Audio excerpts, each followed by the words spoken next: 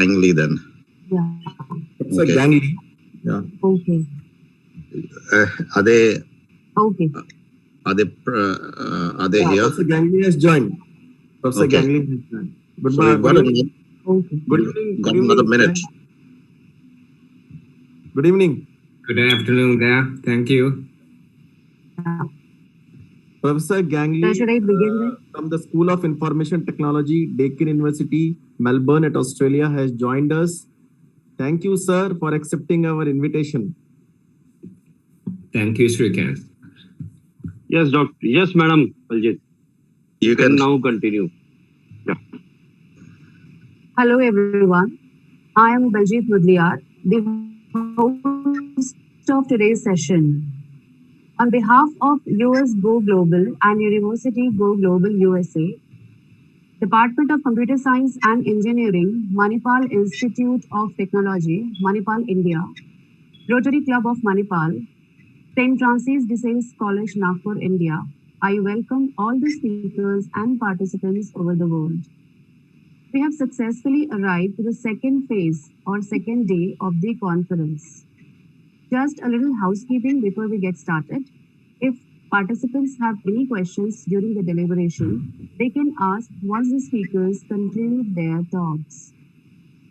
Now, without further ado, we will turn the time over to the first speaker of the session.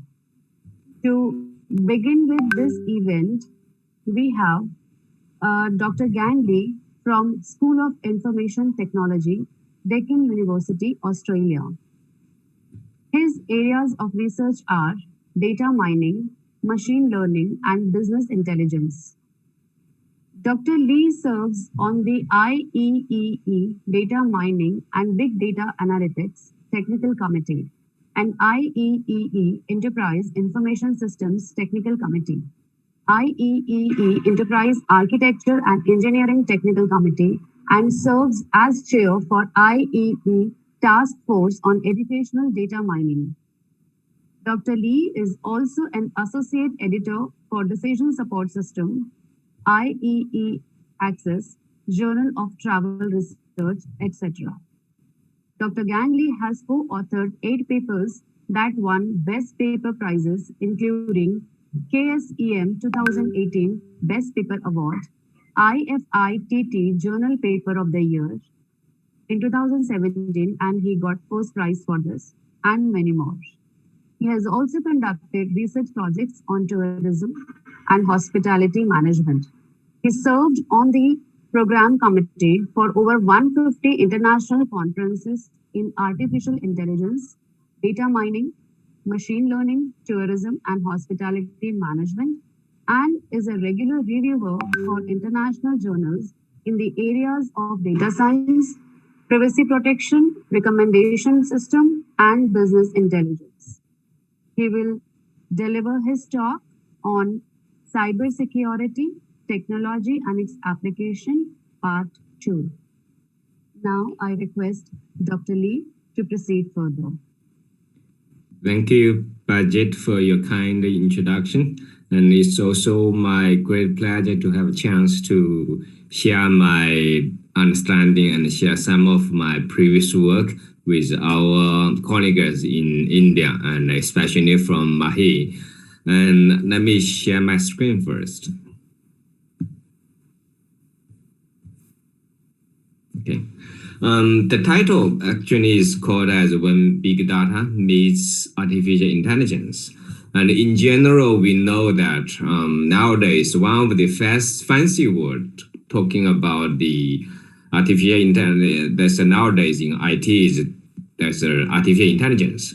But then the key concept is artificial intelligence is a lot very new concept, and from all of those kind of say Hollywood movies or many other kind of say I would say literatures, and even this kind of scientific books, we can see people have long dream about they can create a machine which can potentially looks like a person, but more importantly, they may behave like a person and They can think like a person. They can make a decision for a person.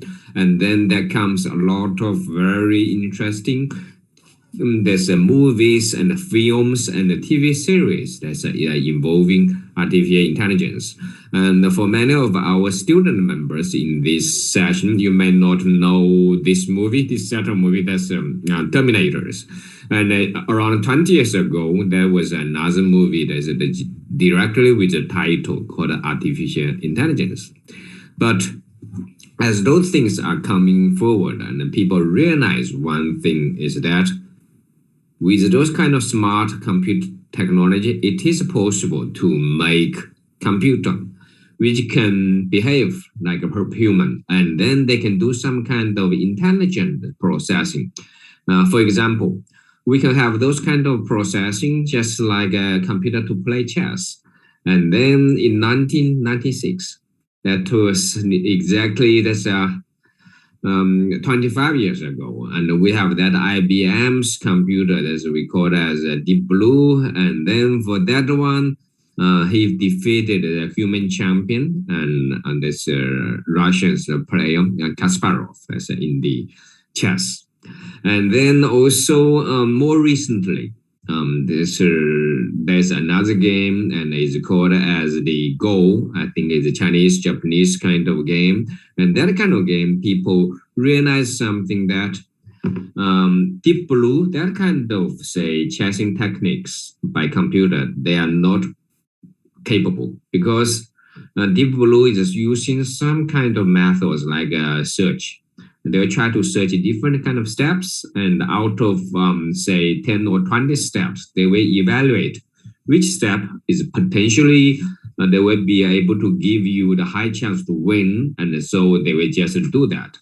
However, for a more advanced game like Go, and people just find that this kind of search-based game strategy does not bring any kind of say reasonable performance when compared with a professional chess player.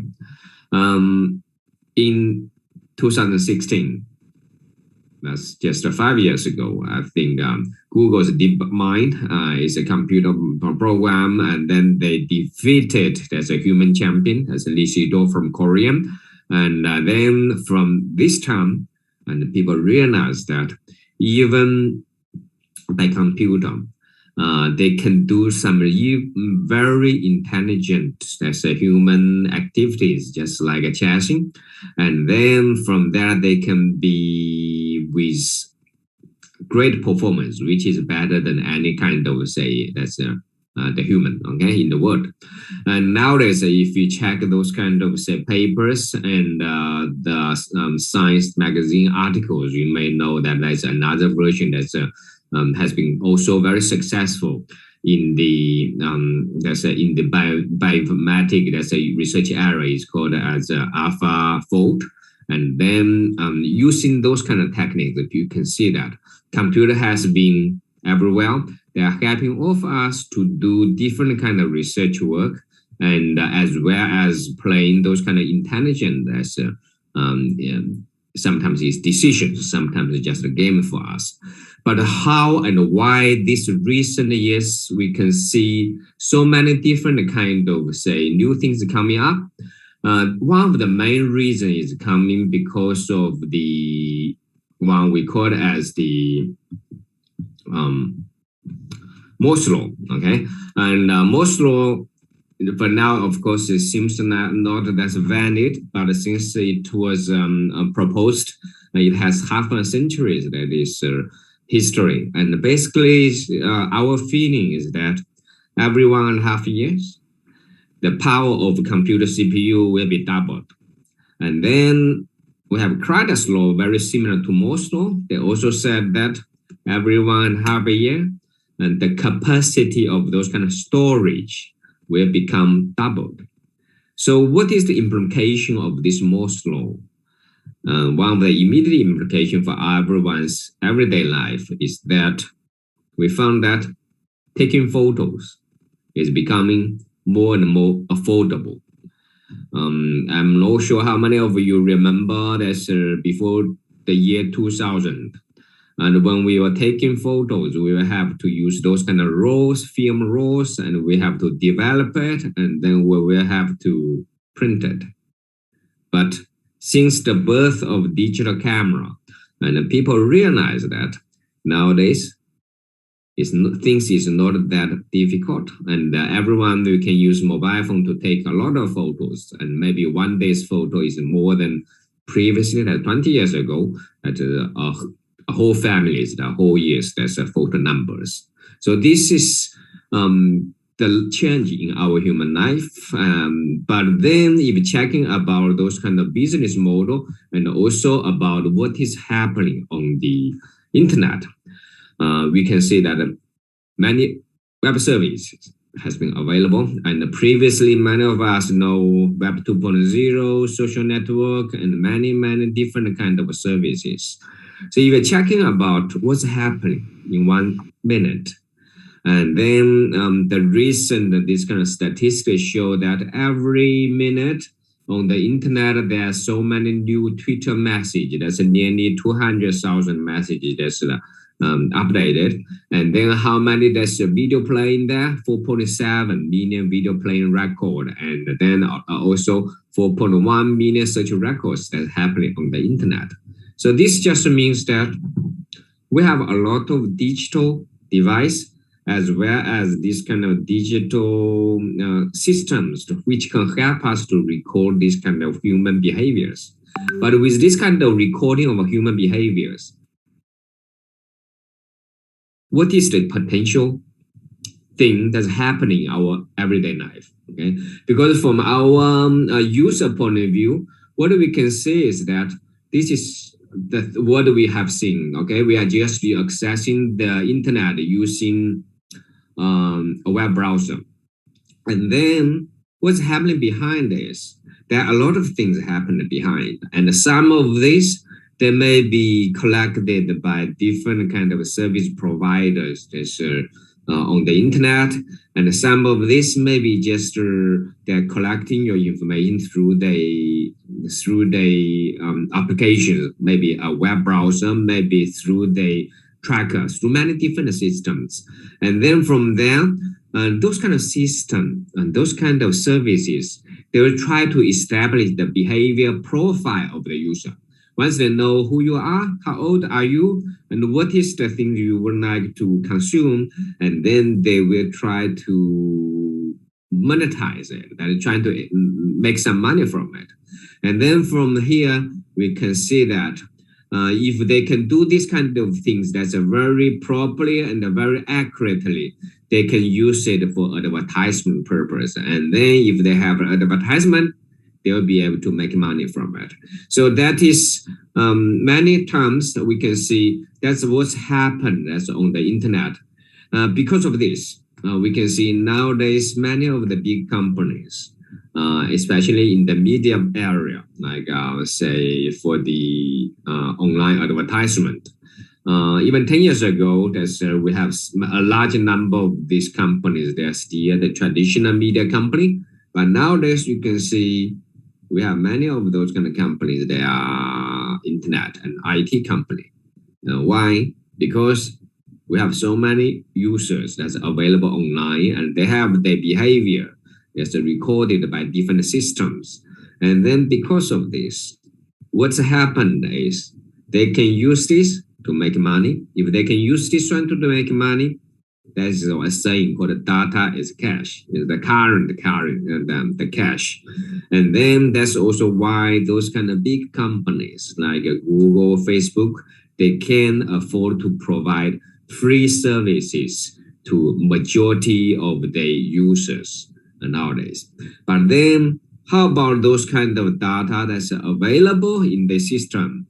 That comes to a concept we call as data deluge. And in general, data deluge just means that the data is just too huge. And then without some kind of really great idea on the data manipulation and the data analysis, we may not be able to understand the whole picture about the data. We cannot find those kind of inside information from the data, just like this kind of blind person with an elephant. And everyone maybe just see one part of it. and then they lose the big picture in the lose the big picture. That's because it's just too big. So what is the solution nowadays? As a response to this kind of big data and data deluge. Many of us know this kind of concept. It's called as the fourth paradigm of science. And then for this one, the concept was proposed by Professor Jim Gray. He was the Turing Award because of his great work in the database, especially in Microsoft SQL Server. And he indicated that for the human's knowledge discovery, we can have at least 4 different kind of paradigms for science. The first one we call as the empirical one and the experiment one. That people do the observation, and then from the observation, they try to establish some kind of equations. From those kind of equations, if it's confirmed as valid, they can use it to predict the future and claim it as the theory. Okay, I think Kepler's law, and if you know the physics, that's from high school, if you still remember that, that belongs to this empirical plus experiment style of the scientific discovery. And then if later on, I think the scientific discovery is more related to the theoretical part, just like say the statistics, and also this kind of calculus part and many of the math area, they come originally as from those kind of things we call as a theory. And then from this theory, they try to see what might be the implications and what might be the result based on these kind of observations. That's the second generation, and also different kind of, say, science discovery paradigm. In the past century, that's the 1940s and 1950s, people have seen another different kind of science discovery method. We call it computational one. This one just means they have a complex system which can be modeled by mathematical form equations. And then they can simulate the movement of the system, and they can also try to use different kind of things to solve the complex problems by solving either the mathematical problems or some kind of simulation dynamic problems. And then that comes to the third paradigm, is computational kind of research.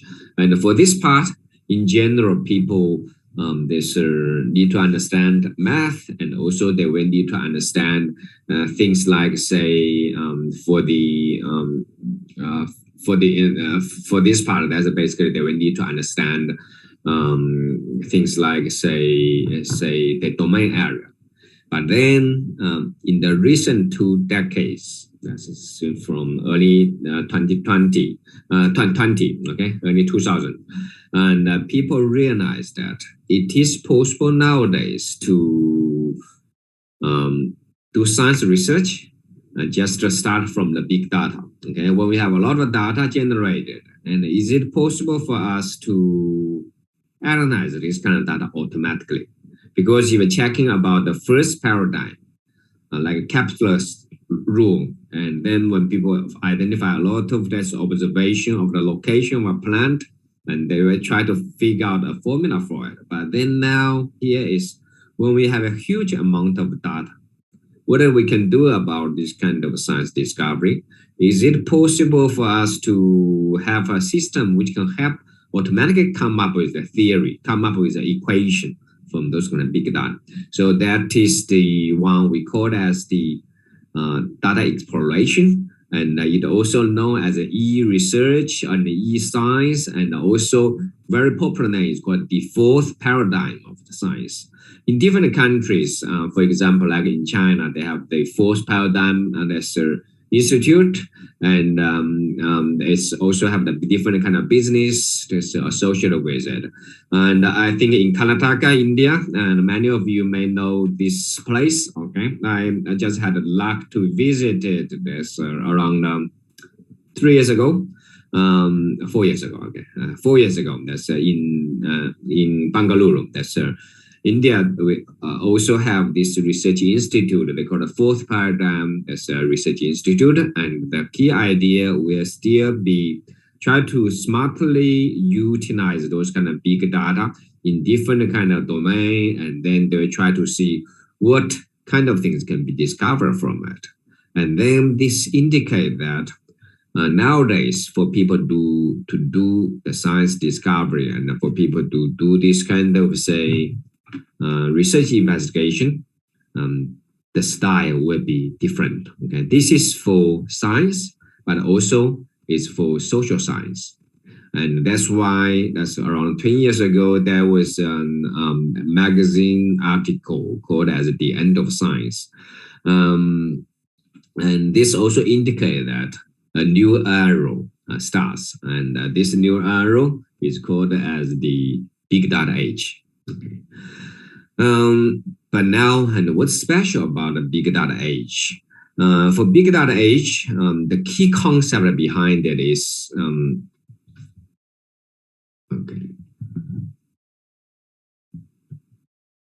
the key concept behind it is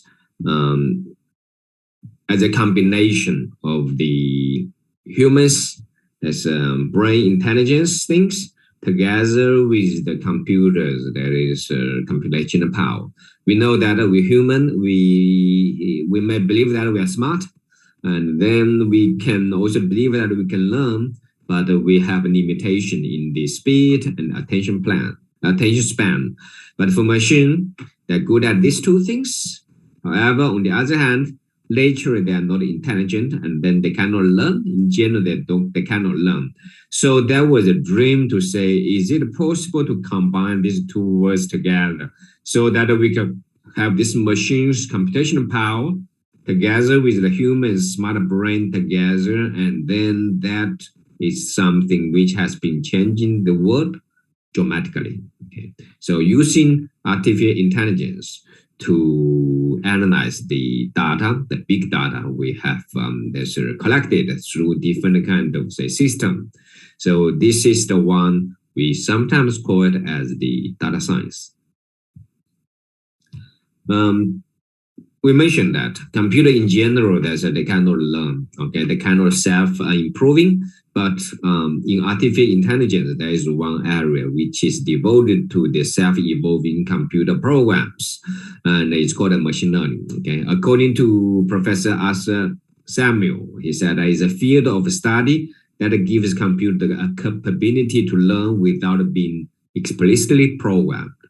We may know that we have quite a number of tasks. We know how to do it by human brain, okay? But we don't know how to write a program to do it. I would like to say for Eastern Asian, we can say, given a person's photo, can you tell whether a person comes from China or coming from Japan or coming from Korea? And you may find that is very difficult. But when you see the person, you know, okay, but you just don't know why you can tell. Now, maybe in India it's the same. There's whether you can tell a person from Karnataka or from Tamil or from the other, that's a South India part.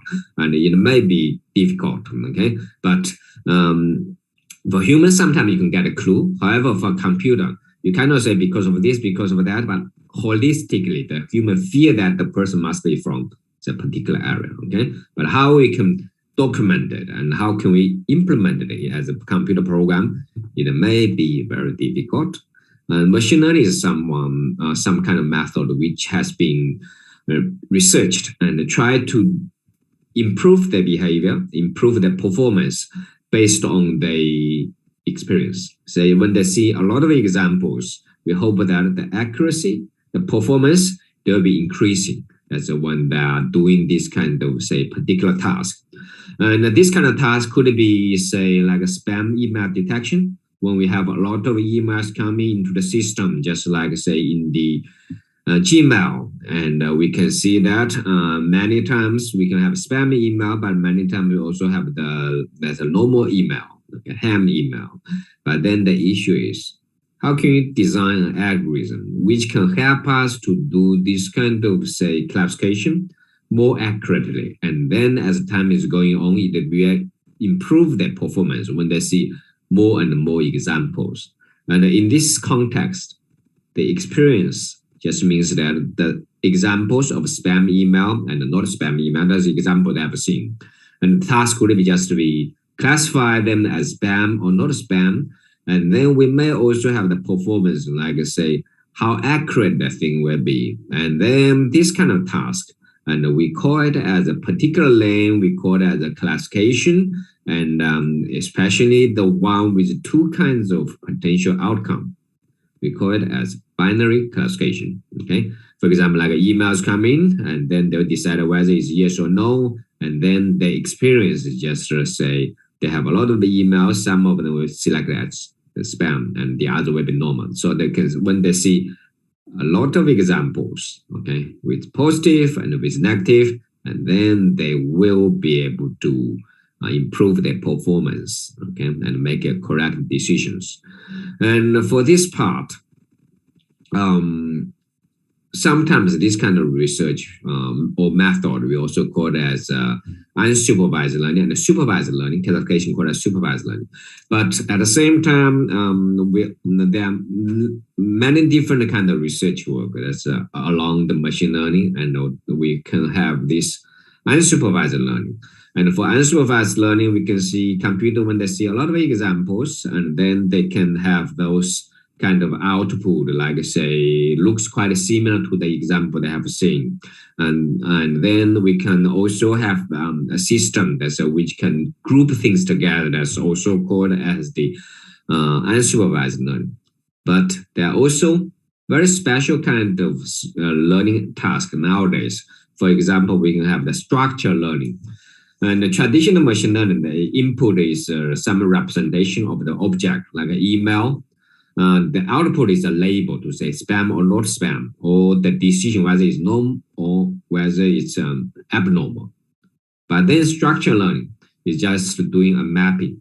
When they see a structure, and then they will map it to another structure, and then when they see a lot of examples of the structure, they will be able to establish those kind of very accurate kind of mapping between two structures.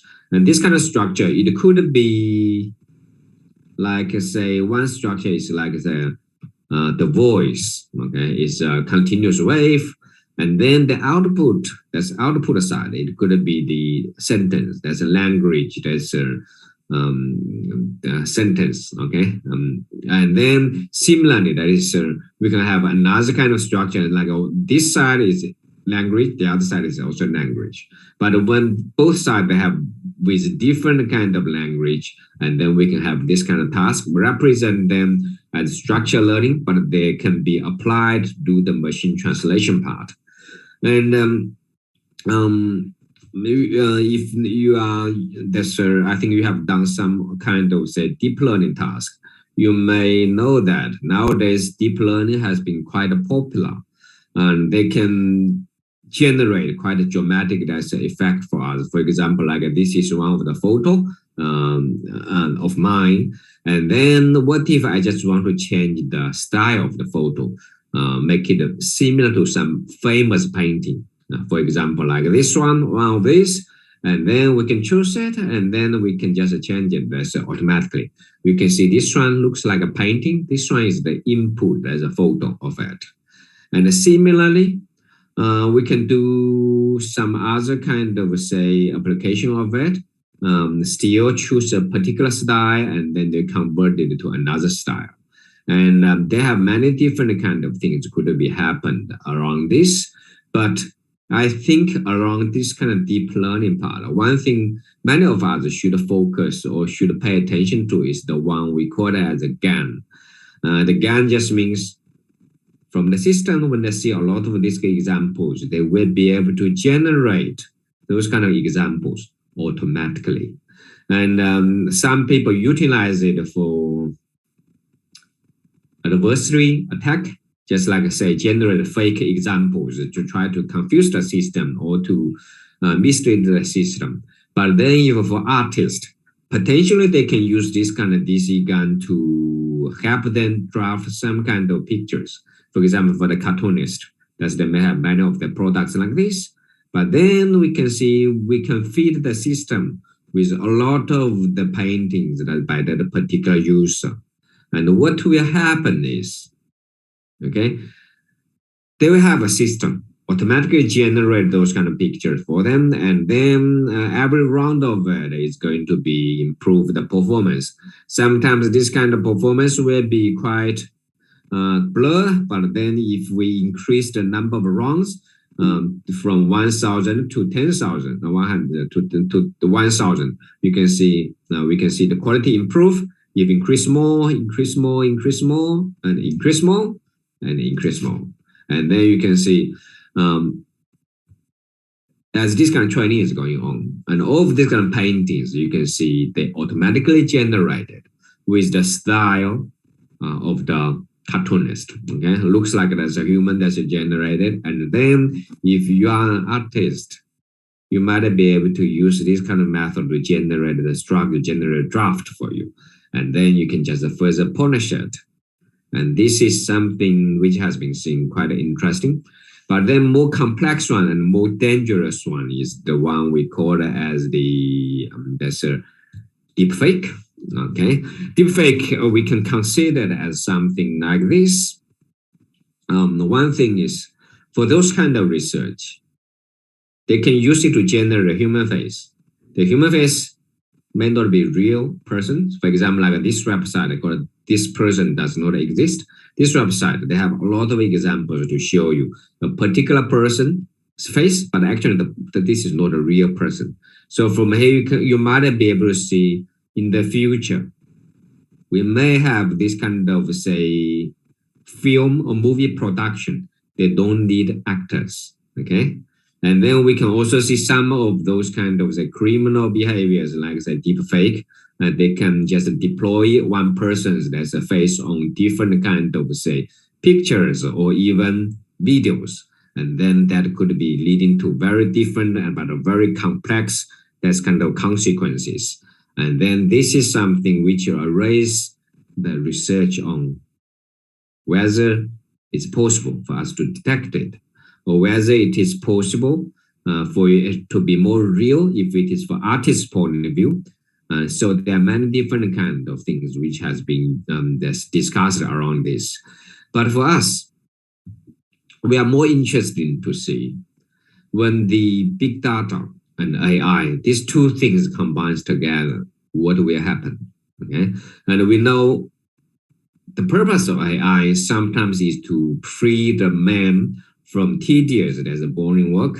And in some area, this kind of, say, AI's work may be more accurate than humans. And nowadays, you can see we have this kind of auto parking system, auto driving system.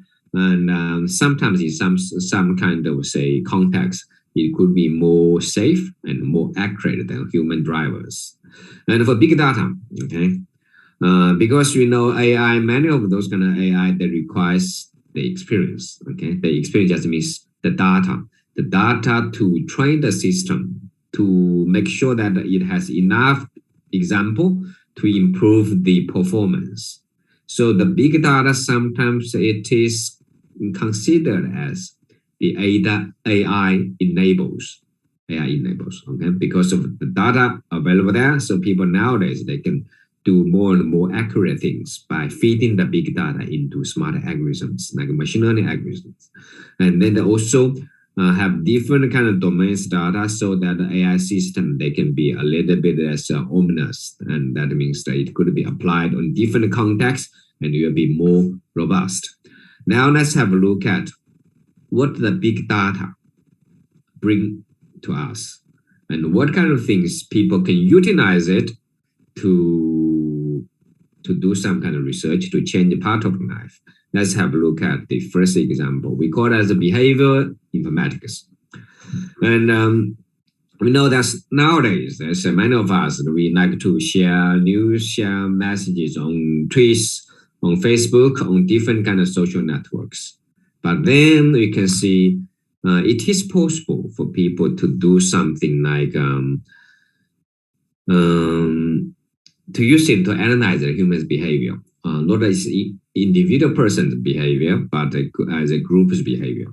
And this research is my own group research and started in 2007.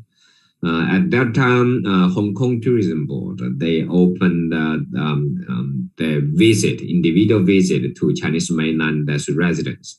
Before 2007, Chinese mainland residents, when they need to visit Hong Kong, they cannot, and they will have to join a tourism group to visit Hong Kong. But then 2007, there is the IVS scheme, individual visiting scheme, just released so that people can freely come to Hong Kong for 1 week. And then the Hong Kong tourism and hospitality industry, they were trying to find out what are the interests of those mainland visitors and what kind of activity they prefer and when and how they move around in Hong Kong. But then traditional data collection methods, just like say people will send a surveyor to the airport or to the in Hong Kong, there's a Hong Han, there's a railway station, and then they will ask this visitor to say, okay, what's your name, where are you from, and what's the profile information. But then they will also ask the information, like say, on the first day of your visit, where do you go? In the morning, in the afternoon, whatever things. And the second day and the third day. Now, this was a very good idea. However, the issue is when people are in a different, there's a cultural, there's an environment, it's very difficult for them to do two things. One thing is you ask them, what do you do 3 days ago? For me, I don't remember, okay, what I did as 3 days. I have to check my calendar to know where did I go. This is the first thing. So if you ask them to respond, what is the place you visit? They don't remember, okay? Second thing is sometimes they remember, but they don't know the place name. Especially that's for me, I think I visit India a lot of times in my past 10 years, and only recently because of COVID, as I cannot make the visit. But one of the favorite places in Chennai is Mahabalipuram. That's near the Shore Temple. But then that place, Mahabalipuram, the pronunciation I didn't know, okay? And only after 3 or 4 times of visit, I can maybe still not right, but the pronunciation, at least local people know that what I mean, okay? Mahabalipuram, okay? That is the place. So if you want to ask international visitor, what is your favorite place? They may not know. Okay. So if the data collection is flawed or has this kind of potential problem, it's unlikely that they will be able to generate reliable data sources. So any kind of analysis based on that is invalid. So that was the problem. And then what is our method? Our method is we realized that around more than 10 years ago, we realized that when people are visiting a place, they tend to take photos. Nowadays, digital photos, they have 2 information automatically recorded. The first one is what time the photo was taken. Second one is the GPS information, okay, where the photo was taken. So if we do this kind of things using some kind of say big data platform, we will be able to get some kind of result. Like say if a user, they post 10 photos about him on a particular day, every photo they are the time information and the GPS information. And then we can link those kind of information together. We'll know how the person move around on that particular day. So if every visitor who share the photos online, we do this kind of analysis, and we can find a lot of interesting things. So what we did is we just write a web crawler to crawl over those kind of data on Flickr and then on this website, and then there are around nearly 30,000 photos for around 2,000 tourists and with a profile. And then we just analyze those kind of information and we can see some kind of findings. This is the GPS information for the photo. We just overlay to the Google map, and we check the density, okay, which place has the most density, and accordingly we can see, okay, what are the popular places that users tend to take photos. And then from there, we can see among different groups whether there are some kind of difference between them. For example, like say Asian tourists and then Western tourists, they have some kind of slight difference, yes, in the preferences, in the place they want to take photo. One thing which we might be able to see the differences here, you can see for Asian tourists, they don't have too much interest in this kind of Buddha, the Buddha statue. But then Western people, when they come to Hong Kong, they are a little bit more that's interesting here. And then for each of the place, because we have a lot of photos at that particular place, we can see along these 24 hours in a day, what is the busiest time for that place? So you can check Hong Kong International Airport. From here, we can see, okay, lunchtime, after lunchtime, that's 2 o'clock and to around 4 o'clock. That was the busy time for Hong Kong Airport. And then for Hong Kong Central, we can also know that what are the busy time for that place. And this is the information we can see directly from a particular location's time information. Similarly, we can see how people move around, and then how there's a time information when they come here, whether they have a lot of requests to come move from this place to other place. And we can see two interesting things. One interesting thing at that time, we found out, okay, there are a lot of these requests from this place recorded as the Peak Tower, okay, Hong Kong, that's the peak, Hong Kong, the mountain peak, and then to Hong Kong Central. And many people, they just took taxi because there was not much bus service, okay, when the paper was written. There was only 1 or 2 small bus, minibus, okay, 20 passengers. And nowadays, okay, you can see after the paper was published, and then a lot of things happen. Of course, not really because of the paper, but just from paper, we indicate that this is there's a need in the area. So from there, we can see there's a bus stop will be established and transportation will be there. And then here, we found out was a ferry. For ferry, but we can see a very limited number of passengers. Okay, and then later on, and we found that one of the ferry was terminated. That they stopped that kind of say service. And then you can see you're checking about this work. One interesting thing is we didn't do much smart algorithm. Okay, this information are purely based on the collected big data. Okay, but in the social science area, this is a game changer, because before this they will have to send the surveyors, and then they collect small amount of data, and which may not be reliable. But now you can see with this kind of big data method, they collect the information, and this is one of the top journal in the management area. And then my PhD at that time student, and they published the paper and won the award.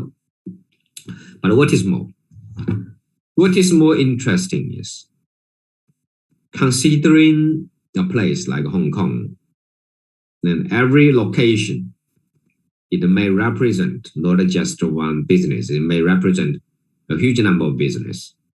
And then this could be, because it's a tall building, that's 100, 200, even 100 as levels there. So those kind of, say, GPS information, you're checking about the left-hand side part, you can see, we only know they visit here, but what are these places? We don't know. In case we can know this kind of place context, it will be more interesting. Say if someone told you that this is restaurant, this is a shop, this is a train, this is a lounge, and you know, okay, the person get off the train and did a little bit shopping and go to the restaurant, and finally he stayed in the lounge, and you understand how the people move around and what he did. But the question is, what kind of data provide us this kind of information? Okay, luckily we do have this some kind of data. The one like say Foursquare or Yelp or Uber Social, and you may know they have this kind of say value checking Just like say when you visit a restaurant, you're checking, and then you can write comments, and then you become mayor of the location. And then this kind of check-in information, if you check the details of it, like say from the Foursquare, you can see they indicate that who are you, and then what is your visit place, the place you visit at which time, how many times you visit that place in the past. So they have provided you a lot of detailed information about the check-in. But now the question is, if we collect all of a person's check-in data, what will happen? Okay, we can see here, this is one person's check-in data, publicly available on the internet. Okay, we just crawl it. So from here, we can see on this particular day, this person arrived at Hong Kong International Airport. And then on this day, he checked in that place again. This may indicate that the person left Hong Kong. This means come to Hong Kong. So in between that was his full travel record in Hong Kong. So we can see what he did, and then he visited some kind of restaurant, and then visit this kind of Buddha, and then also go to different restaurant, and then go to the peak, and the visit the Victoria Peak, many different things. So from here, this information is more rich compared with the original one. Okay, that's just a GPS record. But then what we can find out? Exactly the same kind of analysis. We see what kind of business are more popular and what are the location, and we can have this kind of heat map, and then we can compare that different kind of value types, say bar, pub, or hotel bar, or cocktail bar, or shopping mall. What are more popular among different group of visitors? Okay, we can see this. And similarly, we can see at which location, say shopping mall, airport, park, and spirit center, and then fast food or whatever other place, what are the busy time? Okay, so we can find a lot of very interesting information from those kind of, say, that's a check-in record. For example, like I say, Hong Kong's dessert shop, we know on the normal working days, they are not that popular. Okay, they have some business in the late afternoon. Okay, maybe just after hour, they'll be have some business.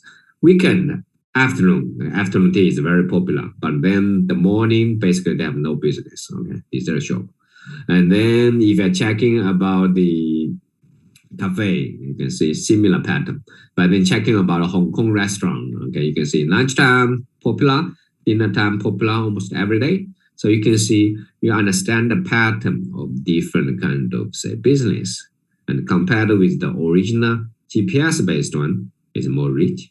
Okay, and then this work is also published in another management journal, and then you can see was this time won the paper award. Okay, so from here we can see big data. If you have a lot of information collected about it, is going to be very capable, and it can reveal a lot of interesting information about it. But then the method we just introduced have no artificial intelligence applied at all. They just statistically write a web crawler and count what places are more popular, then that's it. What if you utilize some kind of AI techniques in the big data? What will happen? Okay, we say when we have the big data together with AI, that means power. Let's see what kind of power we can have. Think about this. One of the popular algorithms is the transactions. We also call it market basket analysis. And it's used by many supermarkets. They try to find out what kind of products they were sold together. So if you're checking about a particular supermarket, they may have 4 transactions, 4 customers. The first customer bought 3 things, ACD, second one bought this, and then so on and so forth. They may have a lot of records.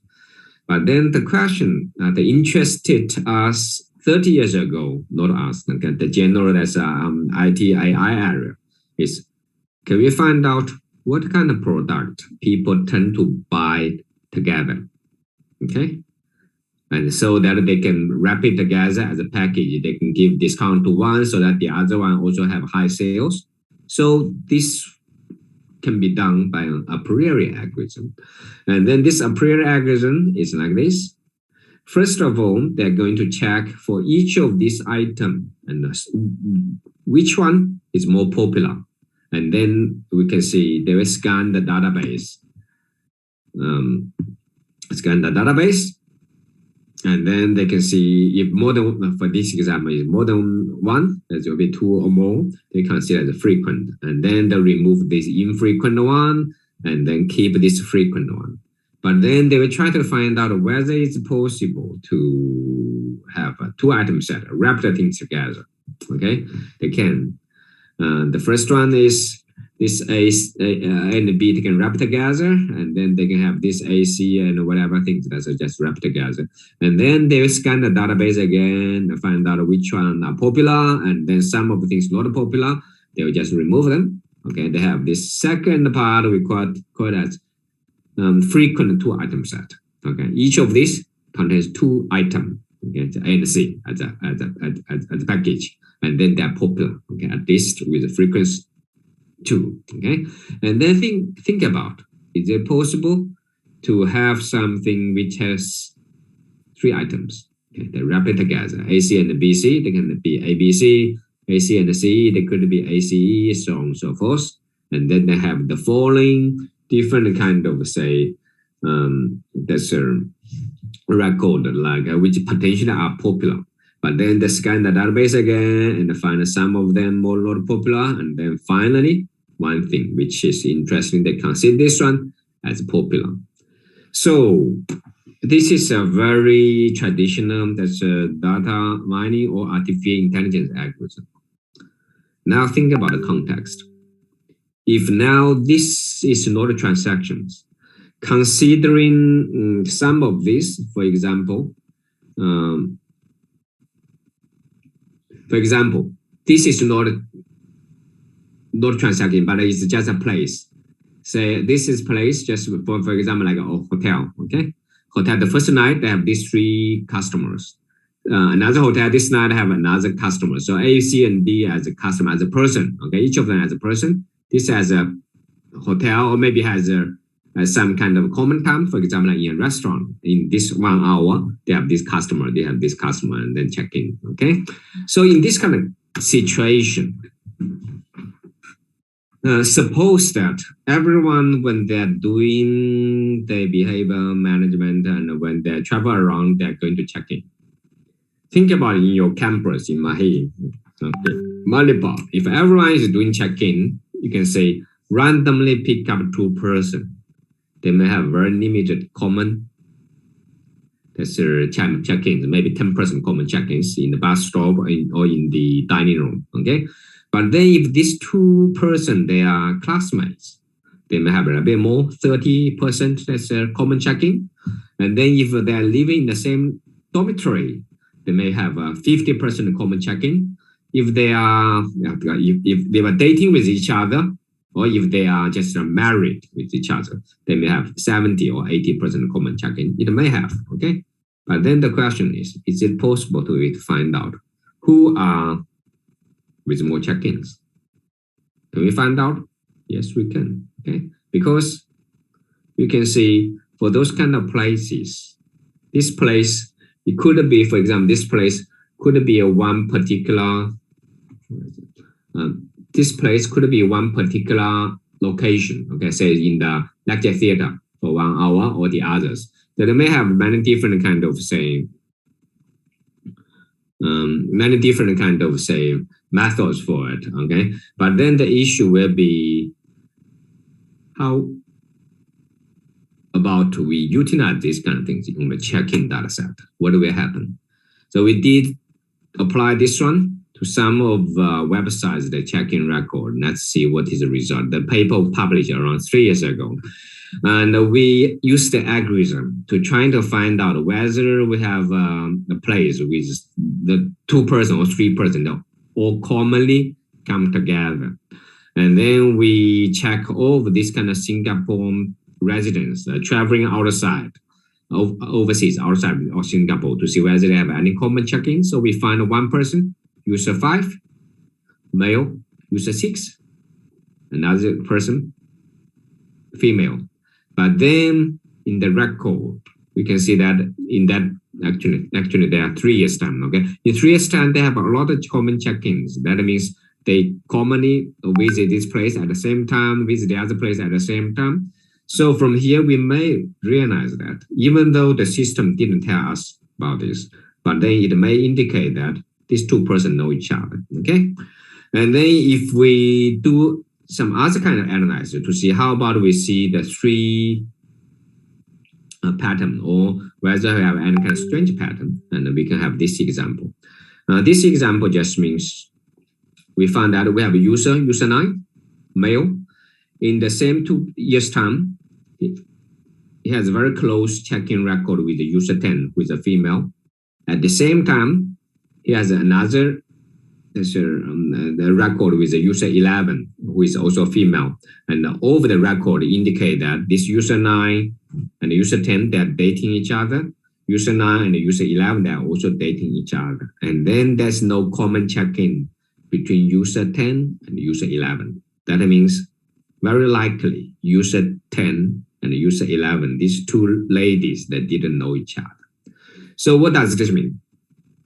Potentially, it may reveal that from the public information, we can find that this user 9 got 2 girlfriends at the same time, okay, potentially, okay?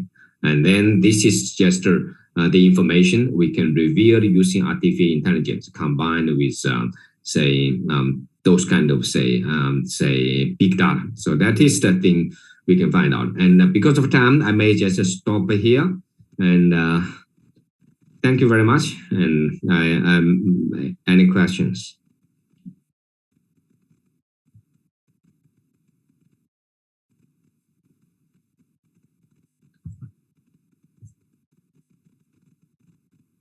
Any questions from the audience?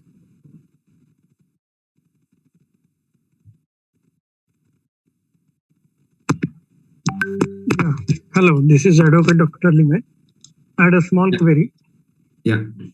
So what about the privacy of individuals when such data is used in AI? So what are your views? I would say the privacy, it is a problem. And then nowadays, there are quite a number of research work to try to see how to protect this kind of privacy of the user. But if you're checking about this one, this kind of information just released to the public. But this means that when people were releasing or putting the data online, they were not aware of this kind of privacy issues at all. But then this kind of research or this kind of discovery just means that potentially this is going to be risky, okay? And then we need methods which can be analyze or release this kind of data more, I cannot say that more responsibly, rather than just putting the data there, okay? And we know there's people that they may just post a particular photo online. They may not realize that the photo contains their home information and the address information. And then some people may utilize it, okay? So this is the trend in the recent years, especially since 2015, the Science magazine paper to say the end of privacy. And nowadays, you can see there's a research trend on privacy-aware machine learning. But I would like to say privacy is a very important thing. It's also very difficult. As a user, we say, my advice is do not post anything online, or do not post anything that's potentially you don't know what kind of information are there. Thank you.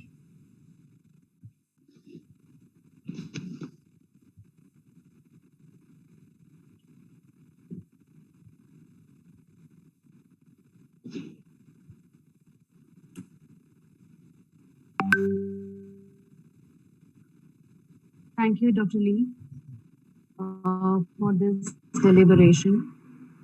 Yeah. Now, the next speaker of the session is Min Yu. He is an associate professor in the Institute of Information Engineering, Chinese Academy of Sciences. Min's research interests include malicious document detection, document content security, security inspection, and forensics. He is author of more than 30 papers and holds several patents. He is going to deliver his talk on cybersecurity technology and its application, Part 1. I request Min Yu to proceed further. Thank you. Thank you.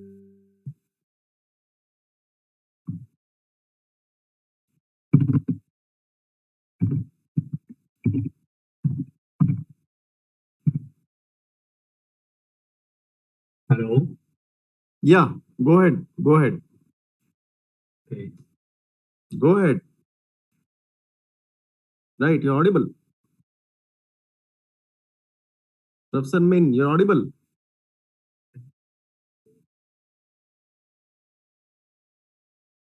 Hello. Hello. Hello. Yeah, Professor Min, you're audible. Go ahead. Can you hear me? You're audible. Go ahead. All right. Let me see. Okay.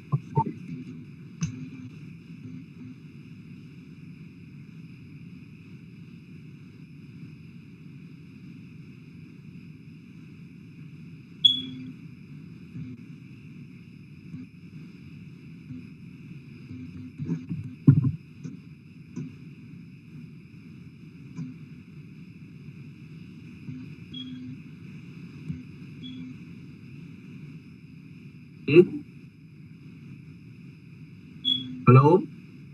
Yeah, go ahead. We can hear you. We can hear Okay. you. Okay. Okay. Thanks, sir. Can give me the chance. My name is Min. Come from Institute of Information in Chinese Academy of Science.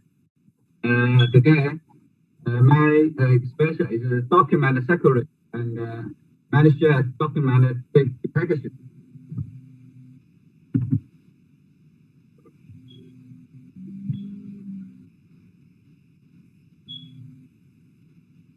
Okay.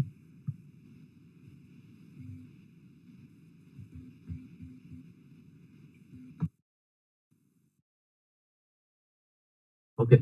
The background, the attackman used document as the cause of the attack from 2018 and 2013. The attack, for example, in 2014, the attack used the office and the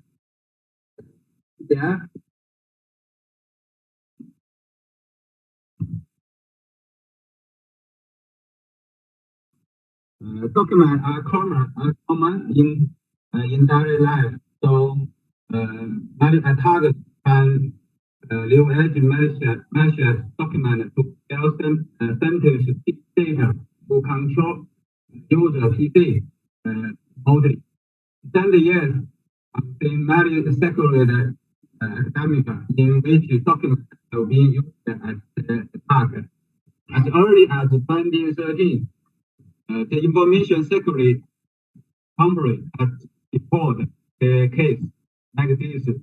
And also in 2021, the COVID-19 are also in document contain malicious. So the detection of malicious documents has become an important research topic. So we can introduce the document format. Sorry.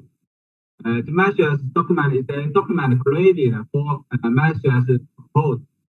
The documents with malicious code have been widely used in AP. That means advanced process speed attack. And the related file format include Microsoft Office, PDF, WPS, RTF, and so on. So the Microsoft Office and PDF are the most widely used document type in the world. And the WPS has a very high usage and market share in China. RDF and text are the common most important file types in the field of AI, especially in the field of deep learning. We can see the PDF, the physical structure of PDF document as the right of the page, included 4 parties. The header starting with the standard PDF followed by the widget, such as the picture PDF 1.7. The body is the main content of document storage, contains the text and so on. The cross reference table can start with the keyword X list according to offset object. So we can see the X list content like the slide. The title starting with the title and ending with $OF containing root and start XDF. So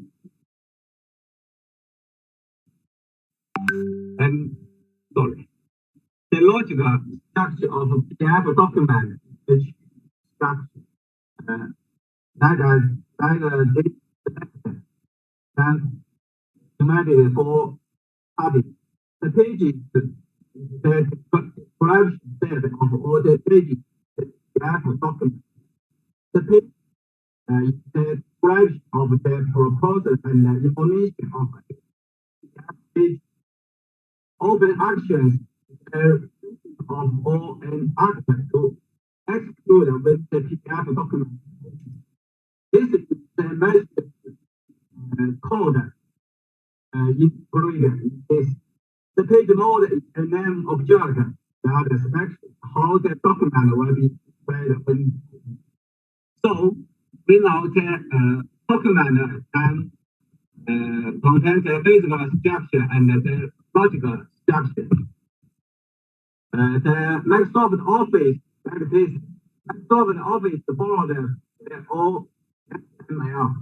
This is Open XML, standard for the document format, which includes the 5 parties. The start content, type the starter content, the height of position convention is to determine the file type. For example, the name is the core container is the Word doc. Okay, the file extension no CX. Like this, the name of the example is file. So the file extension. The second is the XM component. A file or folder of XML that contains a file, non-XML component, and a relationship component. Relationship component is an XML component that points at the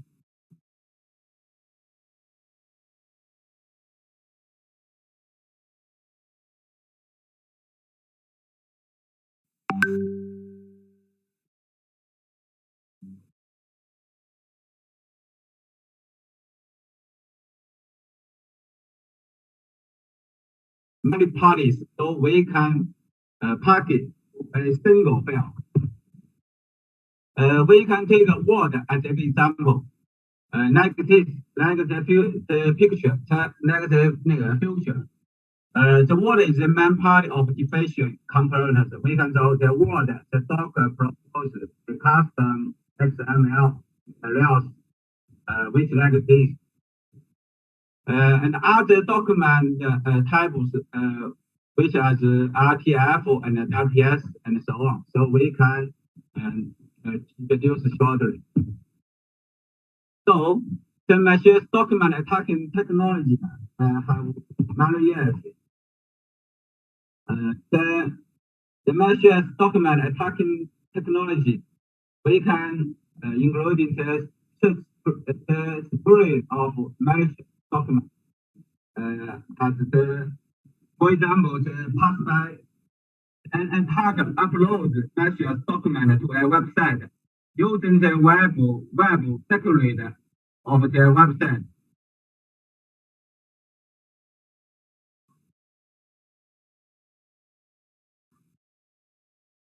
Text web page.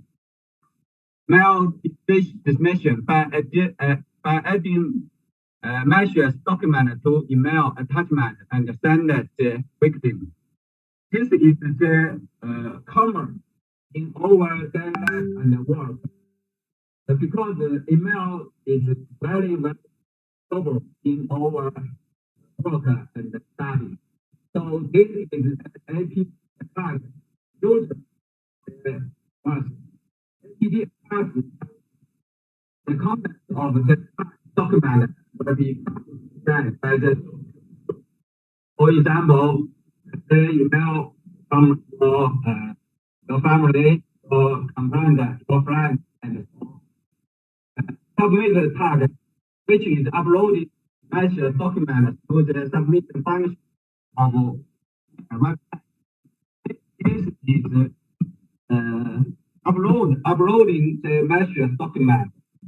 So the second is the attack technology of malicious document. Users programming language to execute the malicious structure character. For example, the Java scripting, VB scripting, and so on. Second, indirect execute code with scripting language. We know the shell code is common PDF and Office. So the shell code is key point in malicious document action. Third, user format passing file fitting of document reader. Focus the DLL dynamic link library, but not likely to expect. And embedding an executable file document or embed a malicious document. And a target on deep learning generally target against the symbol. We mentioned above the target technology of malicious document. And now the emerging detection technology of malicious document is common. For example, malformed, which malformed document are not standard that can recognized by document software. For example, for example, we can take an example like the right. Now this is a circle attributed to the reader is a simple instead of a system. When the modified PDF,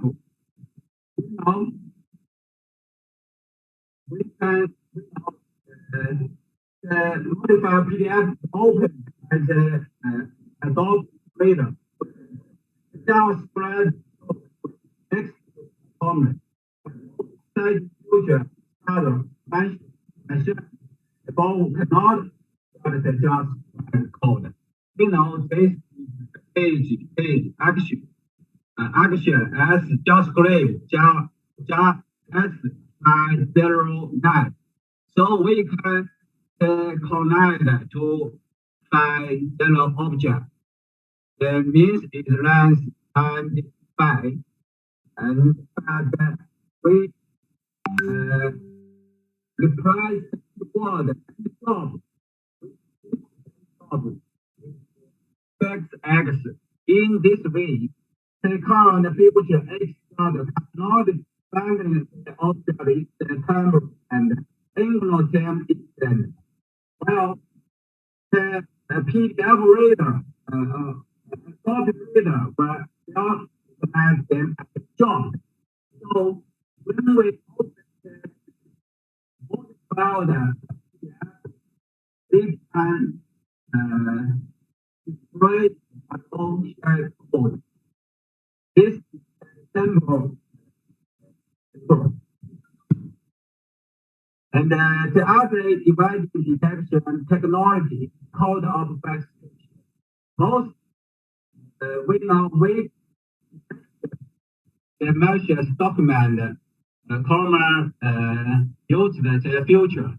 So most future extraction method for PDF documents direct perform chapter machine during the programming. So there is a confession in the script code embodied in the document. We know in PDF document also it's JavaScript, and in Microsoft Office document is VBA code, VB script. The event in detection, the simulated attack. Like this, we can some measure the PDF document at the job of normal document, which is makes the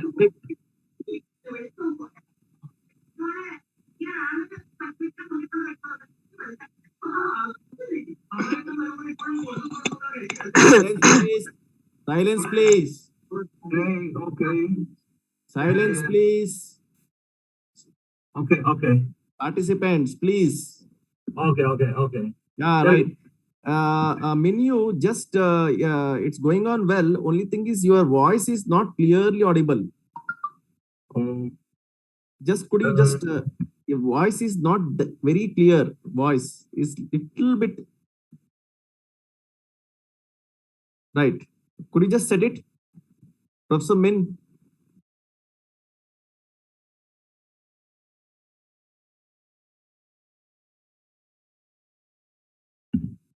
Wait, hello?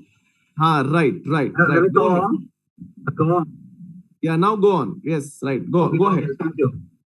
Okay. I take this the introduction story.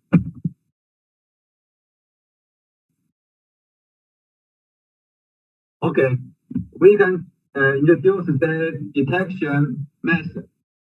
There are 4 parties of the detection method in static, dynamic, and static, and other. So the static detection method, we can include the 4 parties, such as static analysis and compound future, structure future, and multi-level abstraction. We know the first of structure in 1995, which is combine the document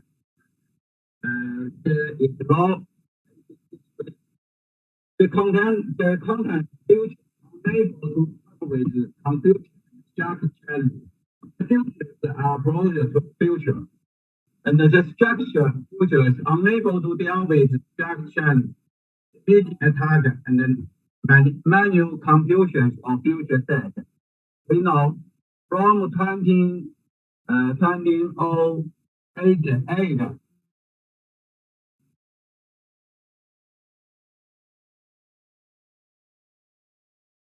the start future. So in 2019, multi-abstraction is coming, which has active running. The ability to action attack is insuccessful. So we can now, because the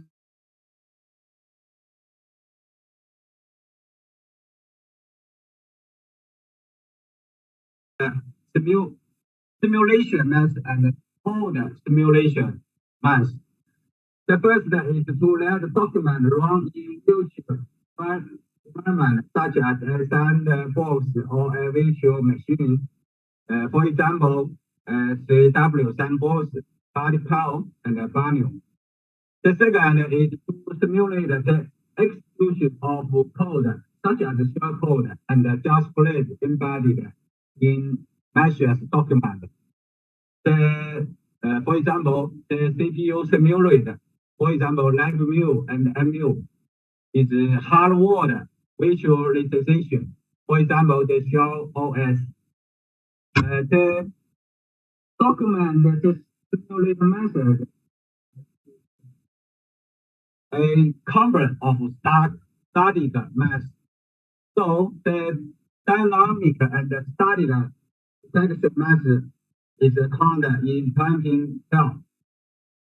Its MD span is the first table to use dynamic and static detection. After detection method from the 2004, now, for example, the vulnerability attack using the vulnerability document normalization to strengthen the improvement of the format start and weaken to core of the problem. So, we introduced the malicious document detection from 2007, and we did a bullet every year. For example, we started the static detection. For example, based non-independent future extract with robust future extraction Nike, and then based conversion out is difficult to find. So we started the obfuscation method in 2018. Negative advisor samples, the 2019. But the labeled samples is lake, so we started the same supervised method and the future fast 2020. This year we tested the method without so PDF is just come. The motivation is almost all exciting method extract JavaScript, shellcode, and other features using the third-party library. Then for write effort, which directly over the rule and standard. They can be used to provide all the detection method with future shadow. With the contributions and the product, data can divide study method have detection method. And a robust future. So export a land like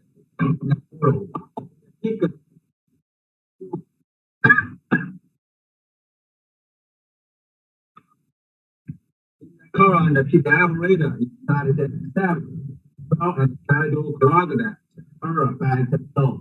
So with this two attacks. The first is just add code number. Second, started by current extractor will be same as the future started from the beginning PDF. So we designed this detection system. The first is a machine method, participation on the PDF document according to the offset of the keyword.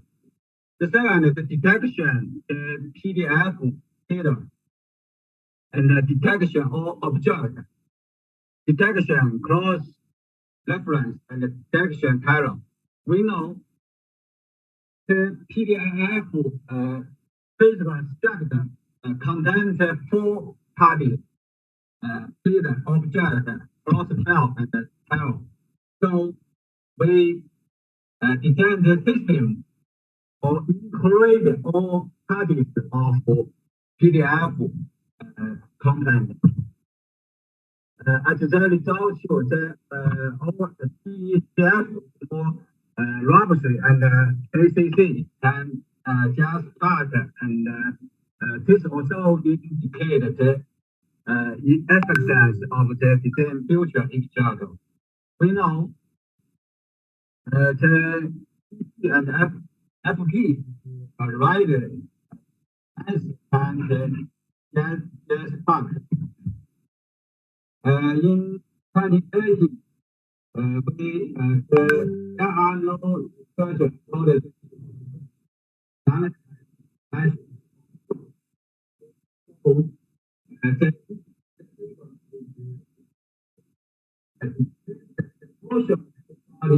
Document.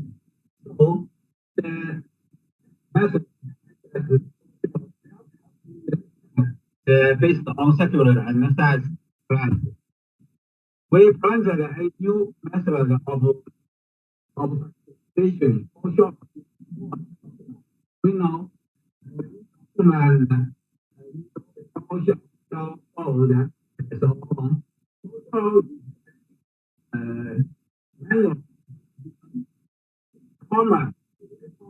study order. So just also spread from water.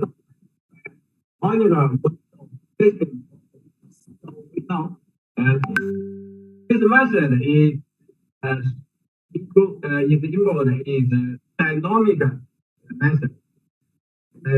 Also measures document to get the orange flag. That is the obvious section of the tool. We know that document we proposing like this is a partial extraction and a partial de-obligation. In partial extraction, we can monitor process and get command line and match the body the command. So the partial de-obligation encoding, start encoding, and match. At last, we next. So after the exam and do the exercise get as board. The document is measures or non measures. Among the body 411 word documents, 410 for sure. Correct from what document. We will remain 11 on the tag measures word. Text of them is new method, so we can.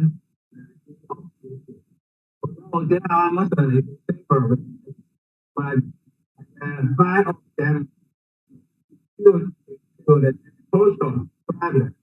And the time we have to set up. Because we set up 1 minute, 6 to the social stand of the water, we them common 100%. And the time of the application. Hello. Hello.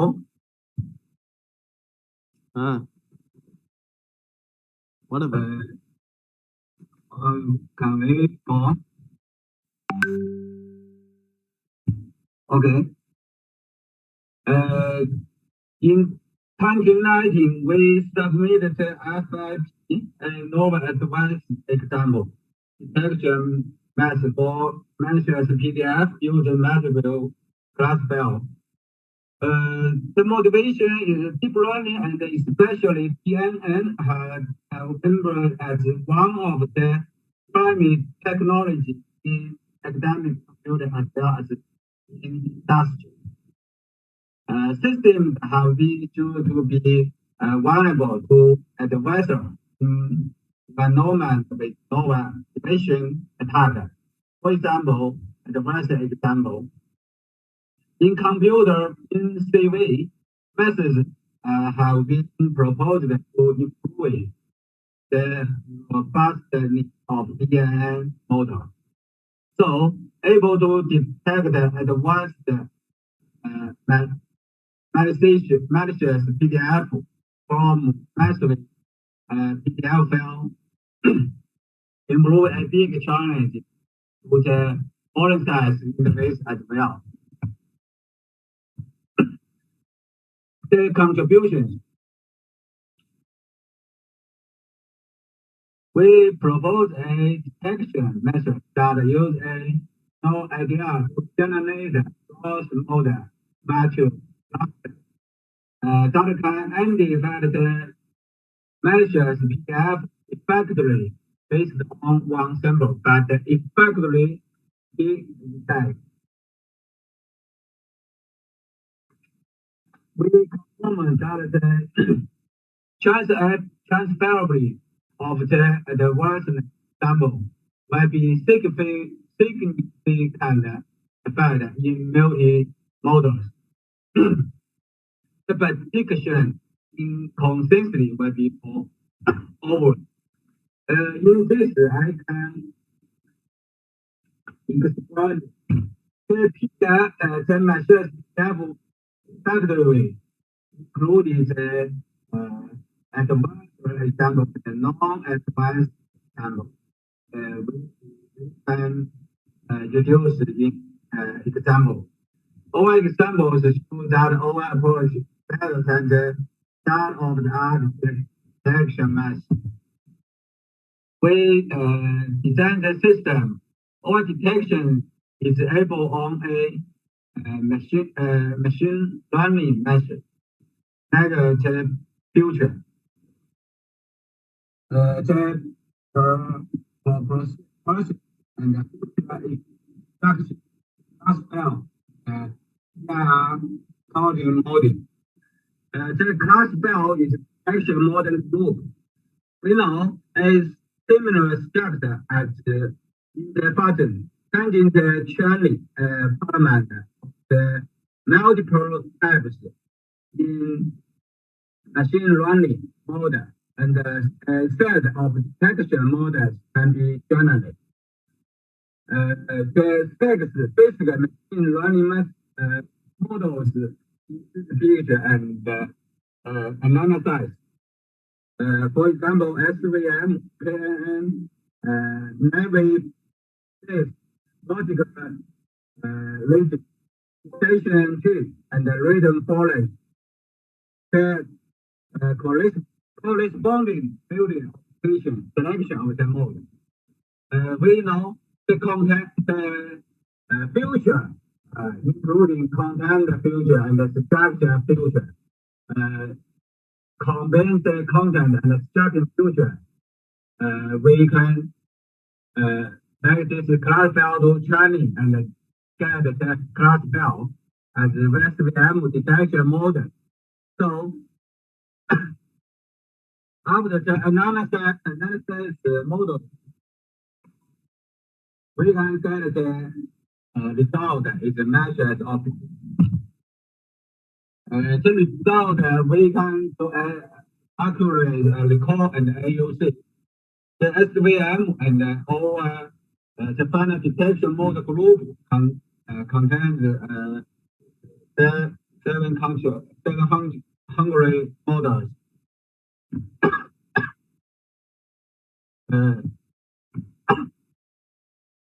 We take the PG scan, PDF rate, Hadoop, and our system. We know the AOC result and the average detection time of the four detectors. Three regions of effect using compensation feature and the start of the other passing method and push. We know we can the document and measure machine learning and detection time which are our system is effectiveness based on the three detectors. In 2020, we started the stimulus up supervised for measure PDF detection. We know measures PDF detection is very important. The target uses the PDF as the current of measures code to launch attack. And the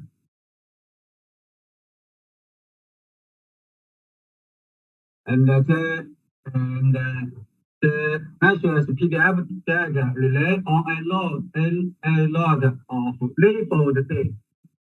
We know the labeled data is very important for deep learning and so on. But attacker uses PDF as a current of measures. The number of measures malicious samples that can be obfuscated is often limited. So this work is based on similar supervised math.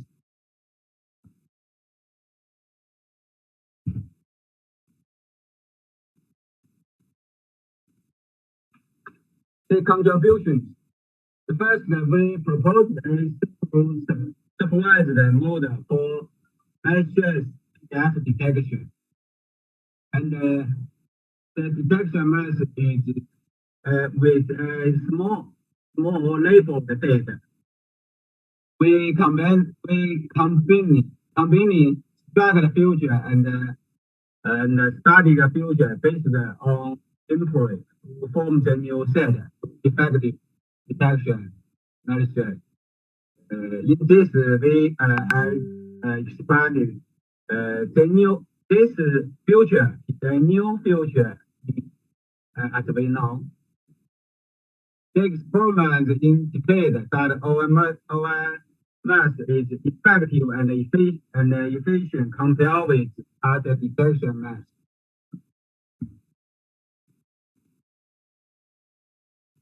We began the system like this. Measures PDF often behave different in structure. So we analyze the physical structure of PDF and the puzzle structure to form the future vector. In chop structure, we know the length of PDF block in different due to different file size. You know, if the file size is different, the block number is different. So we use the transform to change them into a fixed future. In this page, we will introduce our detection, the math as PDF. The design of the math is shown in the future. It contains two parties, including future extraction and classifying, like in the future. The input samples will first enter the future extraction part. In this part, we first analyze the structure of the sample. We start the structure based on the keyword. Dissolving in a structure future vector. Then we divide the file into blocks by a sliding windows to the input.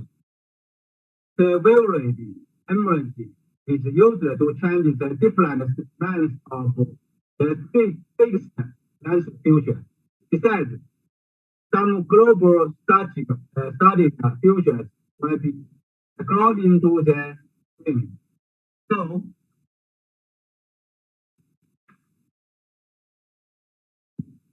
all futures will be transformed into the class file pair, negative, negative, all futures will be transformed into class file party. So the class file with theory based class file trained by meshes and unlabeled symbol were classified in the text symbol and output the result. The result is the meshes at the beginning. We know the two parties is always the key of the system at beginning. So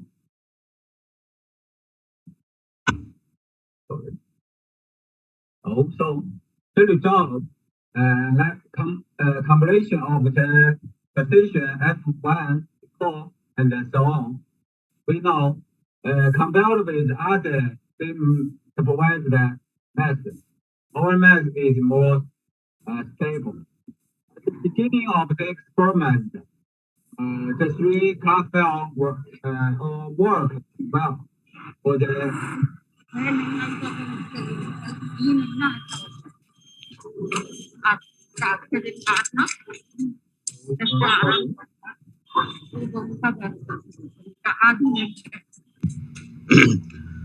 Please mute your microphones. Okay. Thank you. अपना 10 लिखी थी लेकिन वो 25 का ही quarter लेने लगे ना तो 6-7 कंट्री हो गया ना क्योंकि 25 का अपने पास बड़ा Participants, yes please. Okay.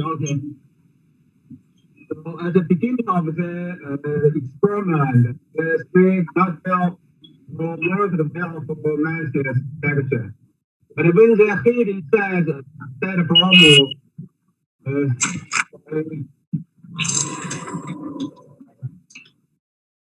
by 2000, the two methods could audit the entire number of meshes samples,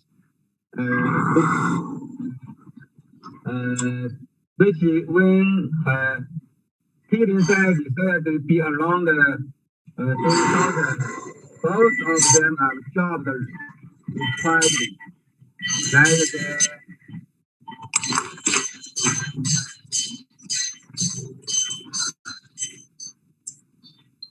Like the blue line and the yellow line. So we can see that at the beginning. At the beginning of the experiment, the class file. अलग बीमारी के कारण अब जैसे उसके नम्मा का भी बड़ा कितना बढ़ गया था नम्मा का भी कितना बढ़ गया था उससे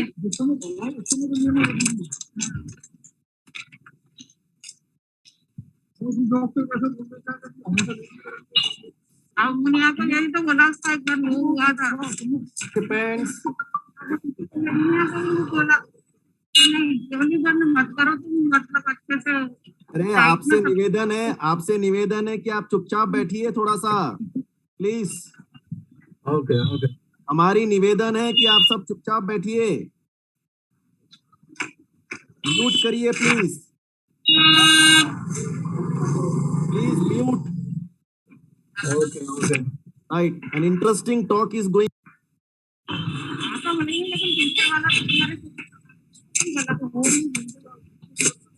Yeah, please. We can see that at the beginning of the experiment, the three cells are workers for malicious detector. The reason why? The reason is that there was unlabeled symbols and normal symbol at this time. So the three class cells work well. But the entire process closed to the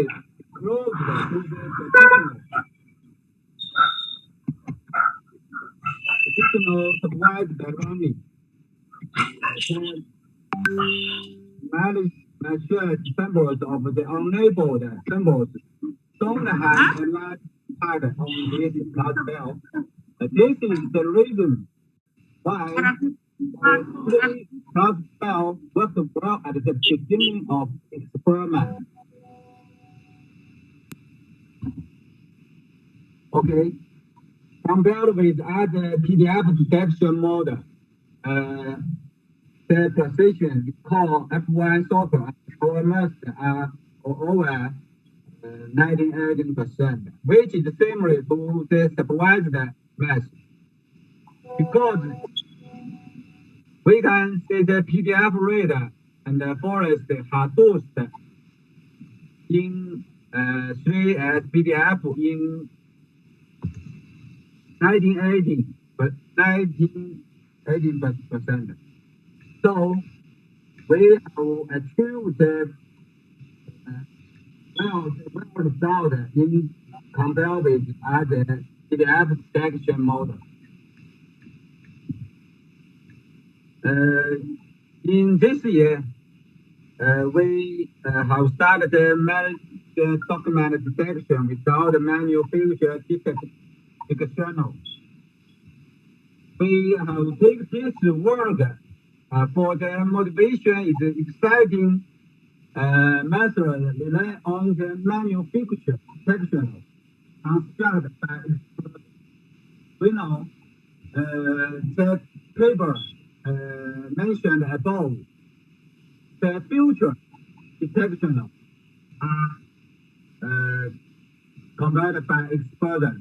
So when faced with unknown symbols, the accuracy of the future detection based on method where there is a signal. You know, the unknown symbol is the important as the slide in over. When faced the unknown symbols, so the future detection will be invalid, but the update of the detection is difficult. So the contribution, we propose a well-doc proposition method without a future dictionary. The second is we propose an update assurance messaging and shows an FTD based on dynamic mode and excellent detection capture for unknown symbols. Based on the above and the CNN, we proposed an unfiltered detection mode NFDD for Office composite document and open XML document. So the system design like the future. This is the actual of MTD. The symbol is the first submitted to Aku for analysis and operating the recorder. We know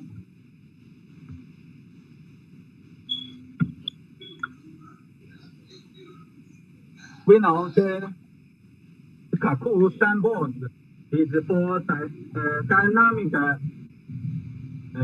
detection. So, second, we proposed all reports and building and vocabulary. Then, match the word that appear in the air report to general word. So, a fixed dimension vector used to represent each word to generate a word. Finally, all the words are inputted to the deep learning model for training and testing. And the type of document output. At the same time, the word table will be updated after processing word. When the change is decided the vocabulary, the dictionary updated will be changed and the model will be replaced one. So we know the dynamic analysis is report So get all the report, we can fix the vector into the representation. So we change the vocabulary. So and to deep learning model to cluster out the words, measure the document or beginning document like this. So in this system then we know we have the exploring the dictionary. The result experiment on computer document.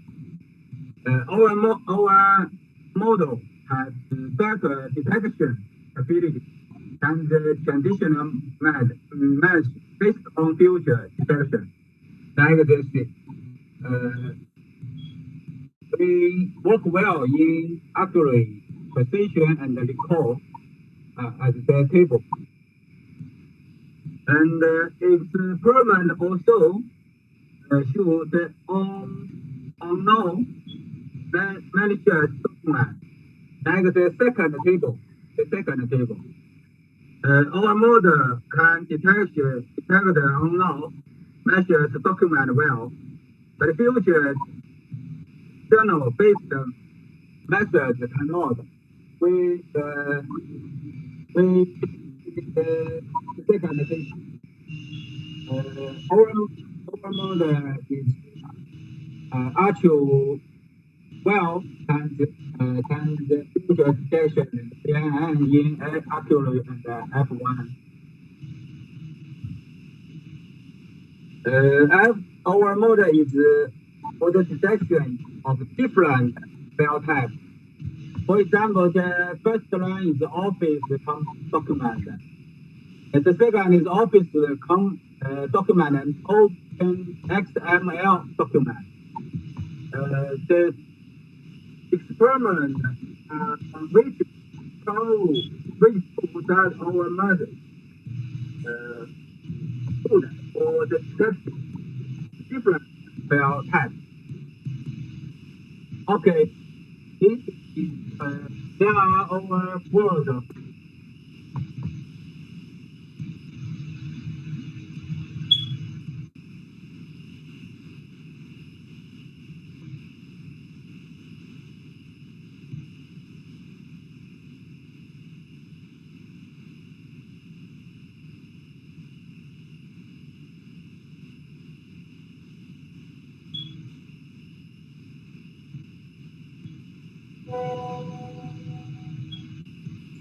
Sound problem.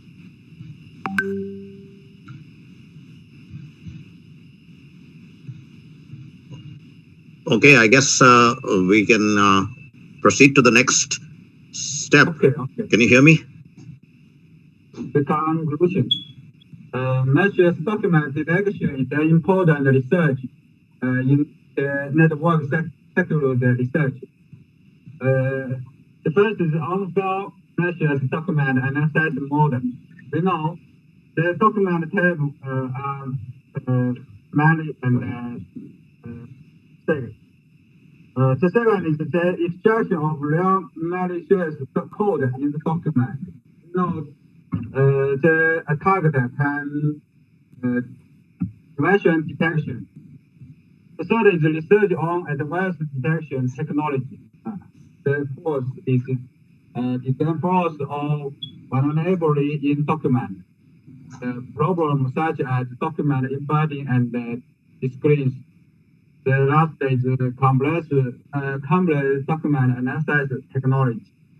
We can also use it like this. Okay, thanks. And question?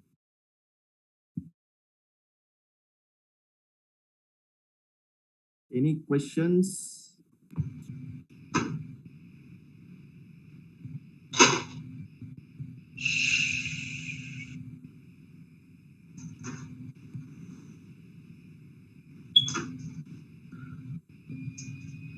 Well, thank you for a very informative session, sir.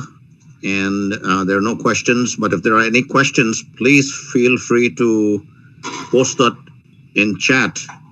And on that note, would like to request the anchor to proceed to the next speaker, please. Thank you, Professor Min. There was some glitch in the network. We couldn't hear you properly, but the slides were quite informative. To take this even further, we have with us Advocate Yogesh Pandit. He is the director of a firm, Deakin Law, specializing in cyber security training and consultancy, and is currently the faculty for cyber security and cyber law at the Administrative Academy, Bhopal, Madhya Pradesh. He is a certified DTS, ELT, DOT, and a mentoring professional serving under the umbrella of Department of Personnel and Training, Government of India. Advocate Pandit has also trained under the umbrella of CISA, US Department of Homeland Security, USA, and is a trainer in the School of Military Intelligence, Kenya, and various other social media and information warfare units of the Defense Forces. He bags many more accomplishments and achievements. Today, Advocate Pandit will speak on countering fake news on digital platforms. I request him to begin with his presentation.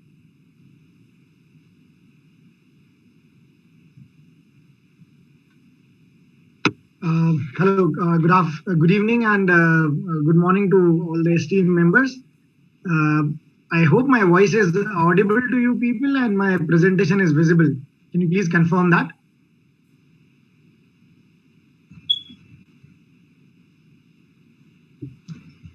Yes, your screen is visible. You can use a slideshow to expand if you want. Okay, affirmative. And is it okay if I close my video just to ensure that the bandwidth is not affected? Because absolutely. I noted. So nice of you. Thank you. Okay, so proceeding further with the presentation.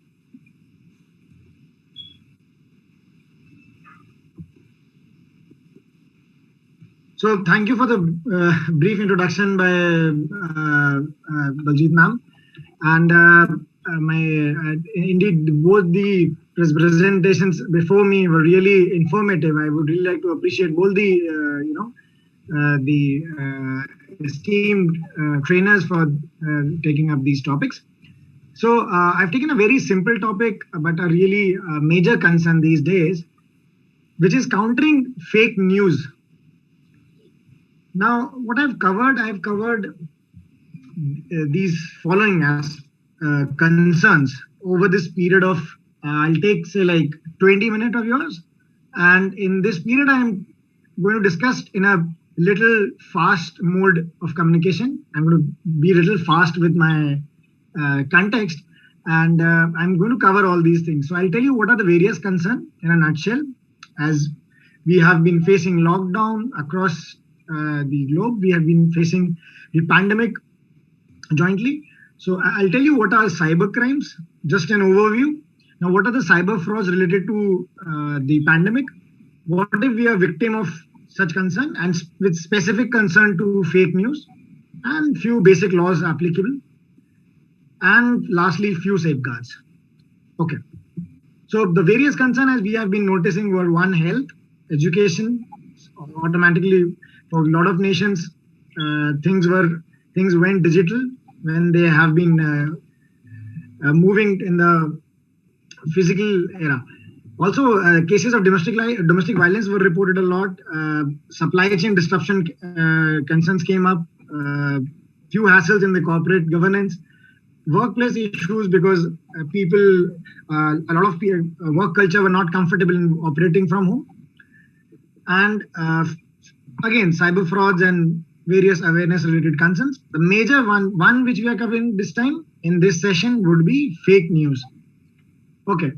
Now I'll tell you in a nutshell what are different cyber offenses. So what are various cyber crimes are? Like theft, fraud, forgery, defamation, mischief. All these offenses when are being conducted on over the internet, the terminology changes, right? Ultimately, theft is a theft, even if it is done offline or online, right? So the only terminology changes here. And I'm not getting much deeper into the terminologies here. I'll tell you what are the few concerns and few offenses which were trending in this period of time. One is cyber stalking. You all are aware that stalkers are moving offline and online both. So here we are concerned about online stalkers and trollers who have been following and taking note of digital footprints of people, trying to misuse and rather misuse this information against these people. I'll give you a very simple example. Okay, there has been instances where people are based in a different country and they are moving maybe to India or maybe to some other part of the world, and there have been incidents which have been reported, like different kinds of theft, different kinds of trespass which have been conducted. And apart from that, social engineering these victims by using social engineering techniques, the cyber fraudsters, attackers are gaining access of their financial records as well. Okay. Next is email spoofing, where people who are not connected, few people who are not connected are not aware of the Information Technology Act. For them, just leave the provision, just understand the concept. Next is email spoofing, in which a trusted email is spoofed, and mainly victims are receiving different emails or maybe SMS in the name of a trusted entity, maybe like a bank or maybe like future employers or maybe job prospects, something like that. Okay, this also leads to phishing attacks, and trust me, there have been so many phishing websites registered in the name of COVID healthcare as well. Okay, so we all are aware that this. I would request kindly mute the participants here.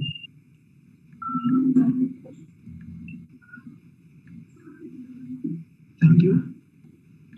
Lockdown and pre-internet users gave birth to various self-declared experts who probably completed their PhD platforms like TikTok and WhatsApp. Mostly these people are trigger happy and they are constantly forwarding information.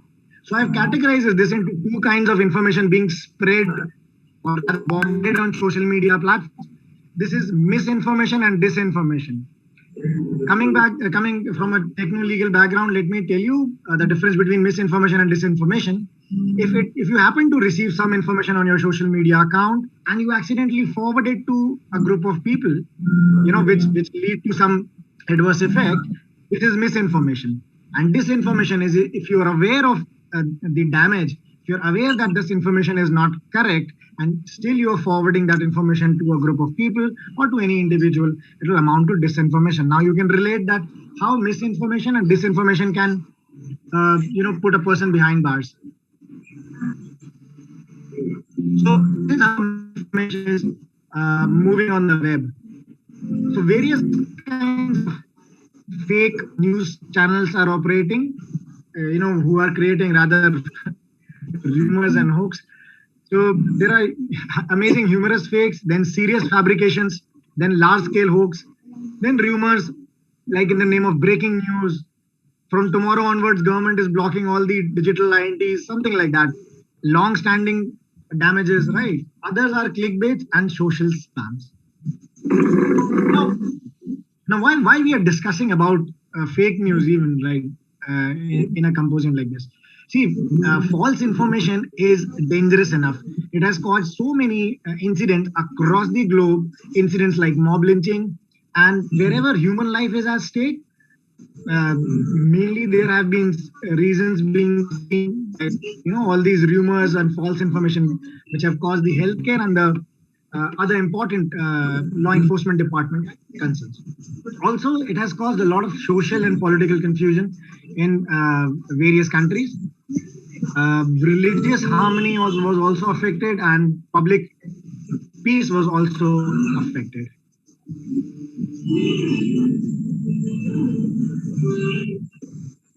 Can I request like Sugana Vesaran sir to kindly mute?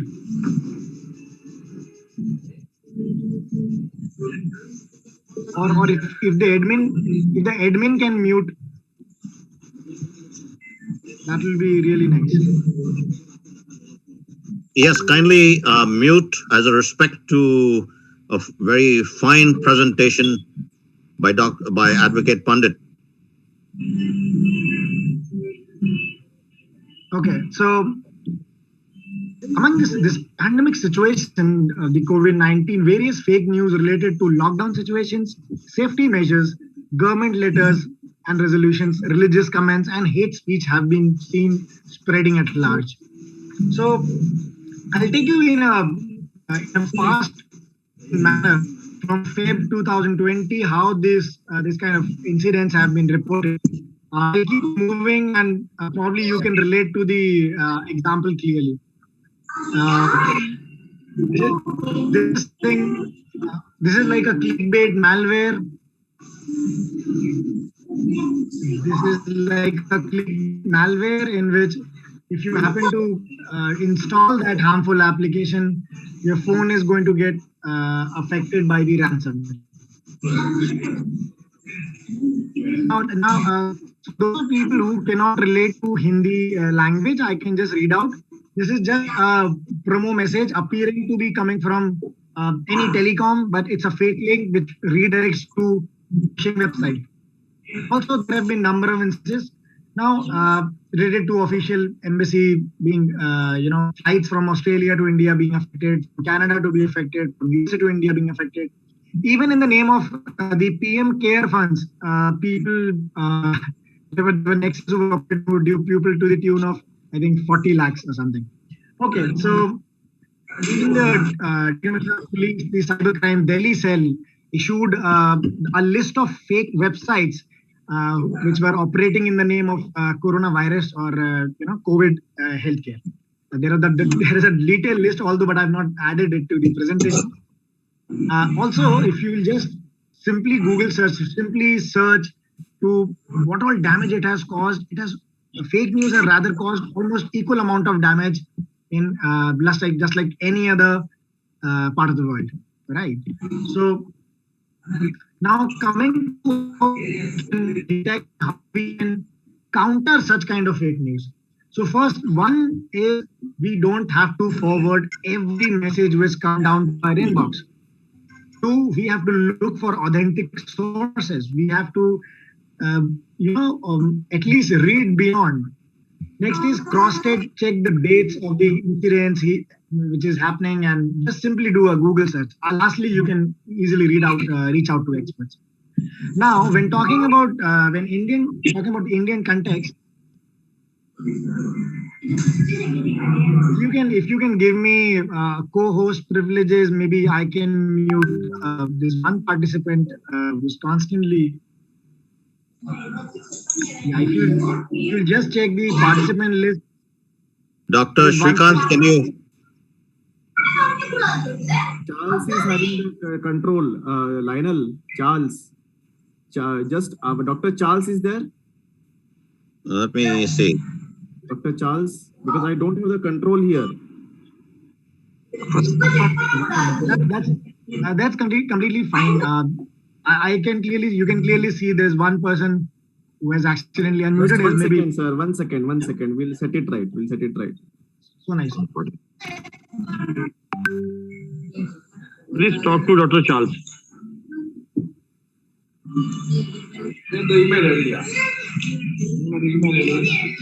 अरे भाइयों और बहनों, please keep mute. A very interesting talk is going on.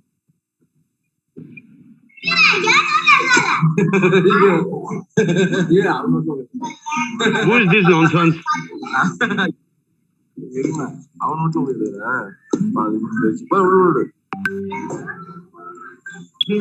Just remove them, sir. Please.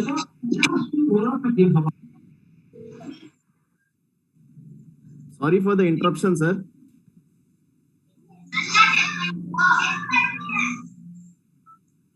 What chance is there?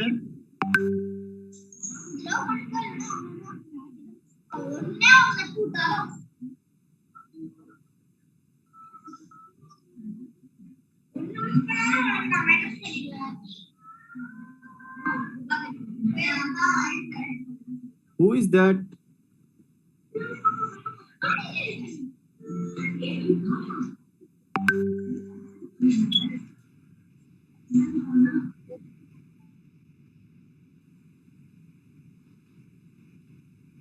I believe either someone has. Sir, 1 second. Yogesh sir, 1 second. Yogesh sir, 1 second. As a part of the organizing committee, we make it very clear, participants, if you are not interested, please move out yourself. Please don't make noise here. It's not correct from your side. We are sending a very strict message. So from next time onwards, you'll not be allowed. मैं आपसे निवेदन करता हूं सबसे कि please आप mute करिए.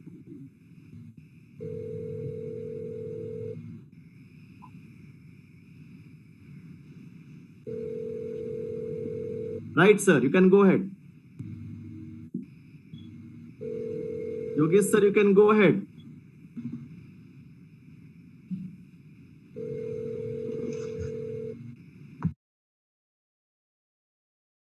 Yogesh sir, you can go ahead. Yes, my voice is audible.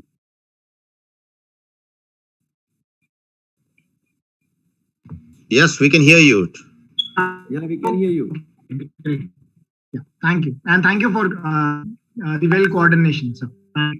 Okay, so I'm talking about how we talked about the fake news concern. Now we are discussing about how to detect the fake news and how we can report these kind of concerns. So until unless a fake news is affecting us, or maybe we want to verify if it is a fake information or not, Government of India has taken a due step. There's an organization known as Press Information Bureau, working under the umbrella of Government of India, which since post lockdown has started working even more efficiently. And personally, I have not, in my period of 9 to 10 years, I have not seen the PIB to work so well digitally. So PIB Fact Check is a service. It stands on the website also. You can simply Google search PIB Fact Check.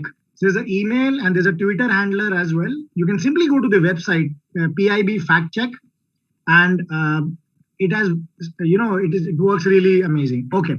Apart from that, there's a hotline number also, and if you want to verify a fake news verification service specifically for social media, we can simply go to the toolbox google.com fact check explorer, or the number which is basically a US number. This is basically an international fact check number. Also, you can simply browse the YouTube link. Okay, so this is an international fact checking network. It's powered by a pointer. Apart from that, the WHO organization has also initiated a service countering the misinformation online. Right. So if you come across any kind of false news, any kind of inappropriate content, any information which is basically spreading with an intention to cause harm or affect public tranquility, you can reach out to this service. It has covered almost almost 9 social media giants, right? Facebook, YouTube, Twitter, Instagram, WhatsApp, you all must be aware about. LinkedIn must be aware about. Viber, VK is more prominent in I think Russia, China. TikTok again being banned by the Government of India. So these are few services which help to block this content. Apart from that, imagine if I came across a link and I accidentally fall prey of cyber, right? I've shared my information to these cyber fraudsters. Hindi में बोलते हैं कि आप लोग घर से काम कर रहे हो, साइबर क्रिमिनल पहले दिन से घर से काम कर रहा था. So it is said that you people, there are a lot of people, for them, it is absolutely new to operate from home or work from home. But for cyber criminals, it's a old concept. They have been working from home since they started working at the first place, right? So again, if you happen to fall prey to such offenses, you can simply report the cyber crime sitting at your, sitting at your residence or maybe your office. The portal is cybercrime.gov.in, right? So they, in this portal, you can report offenses in two ways.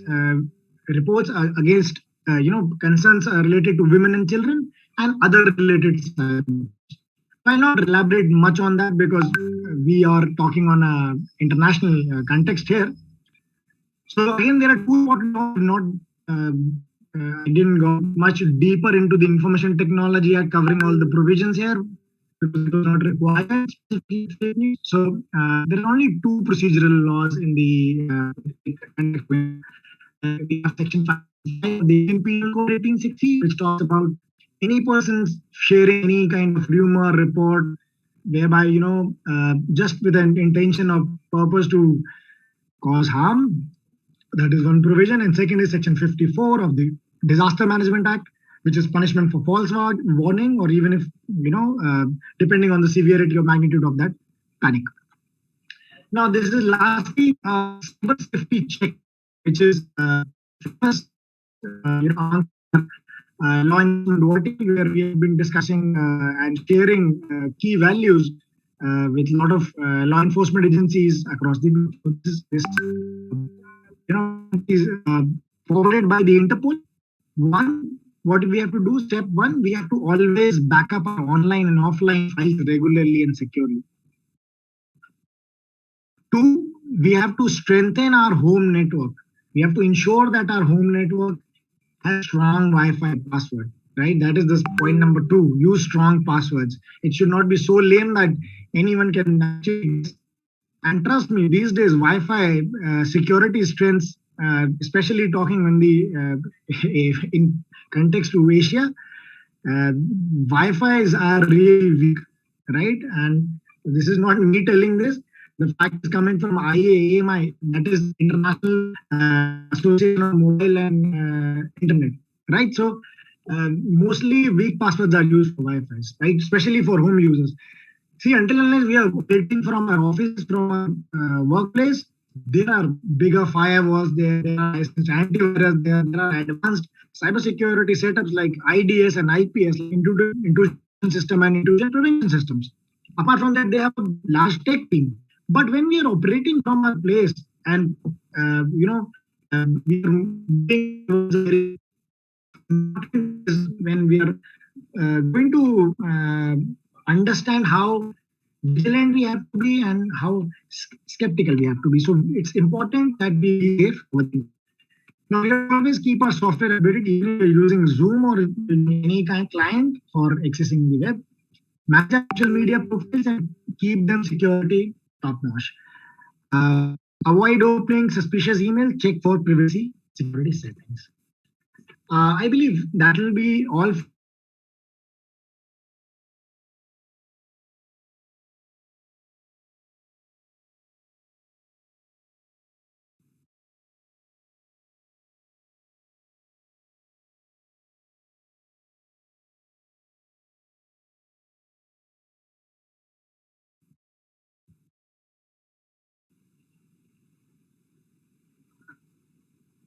I believe I completed my part, and after the checklist, I would like to sum up the entire thing which I told you. I told you about various fake news which have been spreading, how to detect it, how we can report it online, few laws and few do's and don'ts.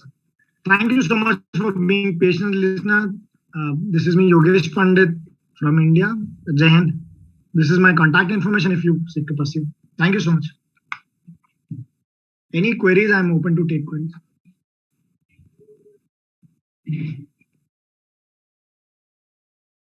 Nice talk, sir. It was very nice.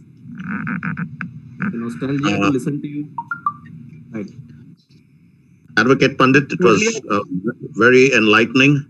And I think you've spoken to us about rumors and some of the things that people indulge in when given the opportunity, and with the transformation from working from home, digital access to many, many different people. There are different kind of temptations, and it's both at an individual level as well as an organized level.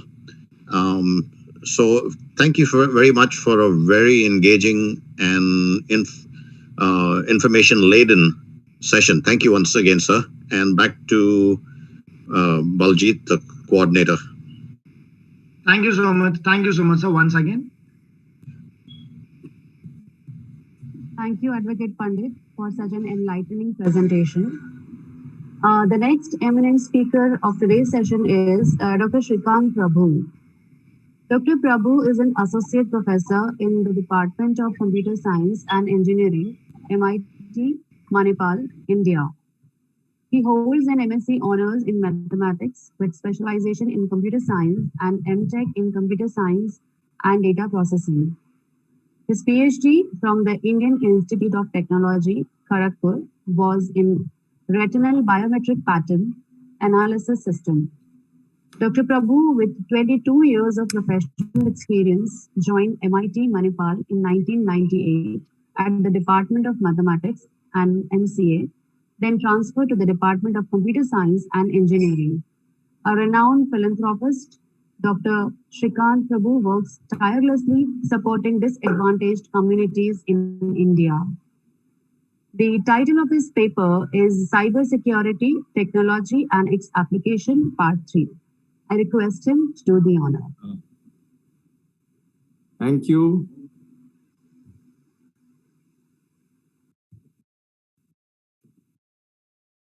Right. Before I start my talk, I would like to give a briefing about the first two talks by my collaborators, Dr. Gangley and Dr. Minu, who spoke about artificial intelligence and malicious attacks. The first talk was basically on general artificial intelligence, wherein tourism data and also data of information abuse was shown, that is good or bad. The second topic was on malicious attacks, and both these professors are collaborators of mine, and I thought it will be very apt that the third talk, technical talk, all these three talks are technical in nature. Now, what do you mean by technical talk in cybersecurity? In a broader sense, it becomes cyber forensics, right? A technical talk talks about methodology. How do you make softwares for cybersecurity, for cyber forensics, right? And this forum is a collection of lawyers, basic science graduates, technologists, and others. So we are trying to convince, and I should not say we are trying, but we are making the people to get convinced that there is something which is a nostalgia in technology which can be attached to law. And this is the basic theme of this conference and workshop, technology and law. How do you bring these two together? How do you amalgamate these two concepts together? It makes sense, all right? And in a nutshell, in the next half an hour, I will tell you in a very precise way using biometrics, how you can analyze cyber forensics. Remember, biometrics is or are technologies, right? And cyber forensics has more to do with law. So this talk of mine is a connection between technology and law, surely, but not pure law. It is technology in law, all right? So when I say forensic, what do you mean by forensic? And what it has to do with security? Forensic is a collection of past data connected to present, and you predict the future. So when you take the past data, if it is good, right, it it will give a good present and future also will be good. But if your past data is bad, right, it's a very high likely chance your present also will go bad and future also might not be as good. I'm not talking about examinations. I am talking about generalized data, say in a banking system, right? Or say in a hospital, or say in a supermarket. All right. So in all different fields, please keep quiet. Second, participants, मेरी आपसे विनती है, please mute करिए आप लोगों को. Am I all right there?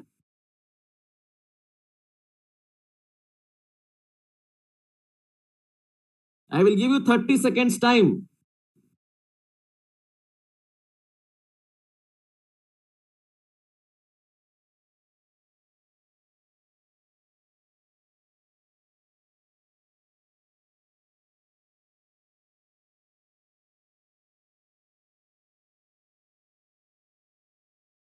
If somebody knowingly or unknowingly is doing it, please stop it.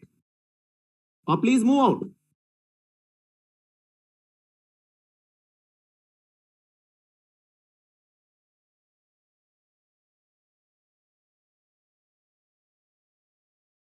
Right.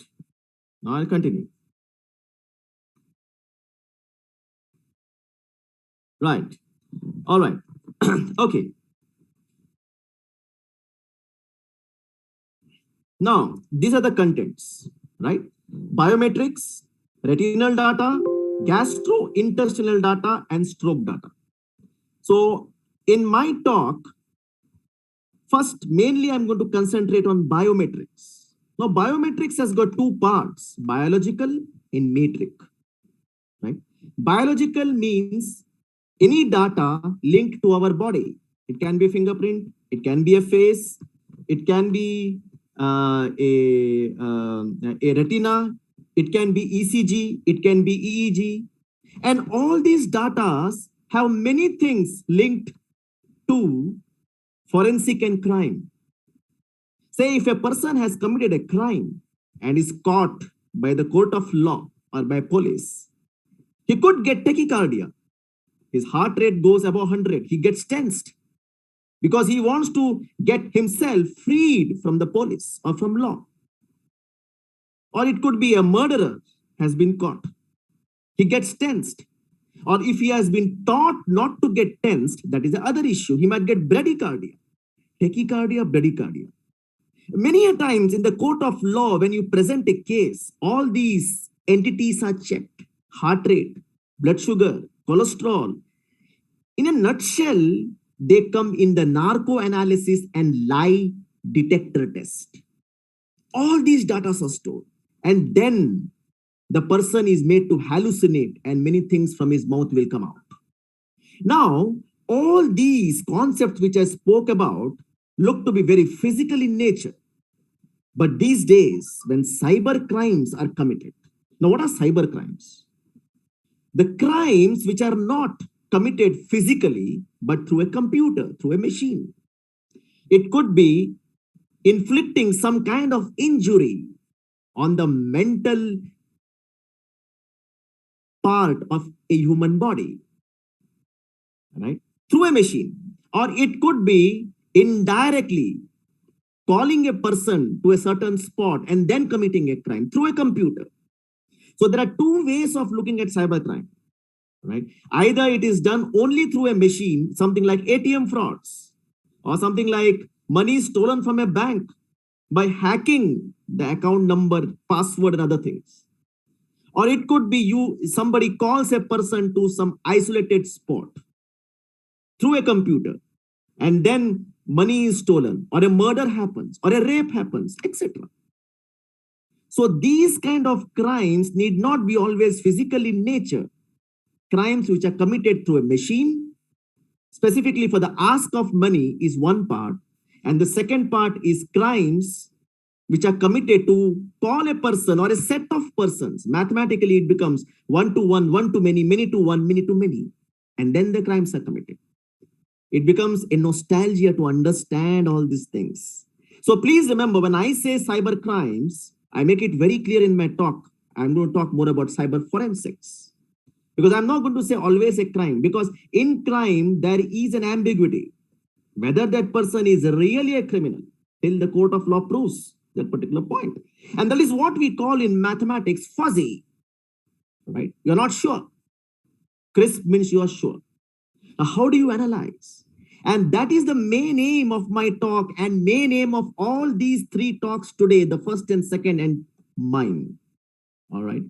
To bring in this technology more clearly and what sense it makes in terms of application and how do you make that application? That is very important. All right. So one part is technology and the second part is law, which I reiterate. All right. So biometrics word is very clear. Metric means a measure. What kind of measures you can use? What kind of distance formulas you can use? There are various kinds: Euclidean distance, Mahalanobis distance. All right. Mahalanobis is the guy who invented statistics in India through Indian Statistical Institute, Calcutta. And they started with forensic data. Not always bad, but with good data. Right. So I make it very clear.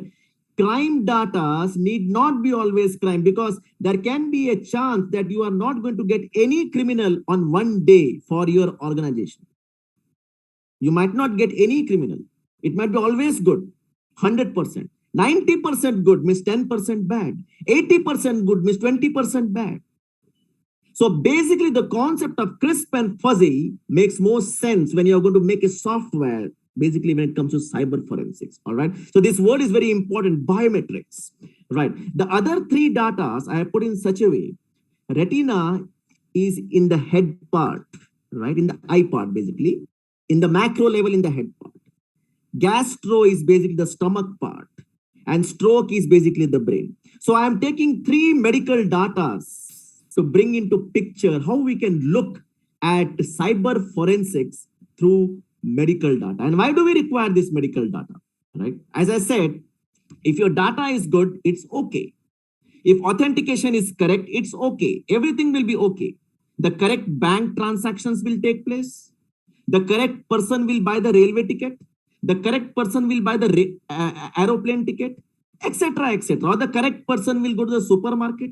But if the correct person is not doing it, if it's a wrong person, or it is impersonation, and impersonations or the wrong person, whatever we call it to be, here, right, in this topic, it is being done through a computer or through a machine, basically. All right. And these days, we call the machines as either distributed or parallel.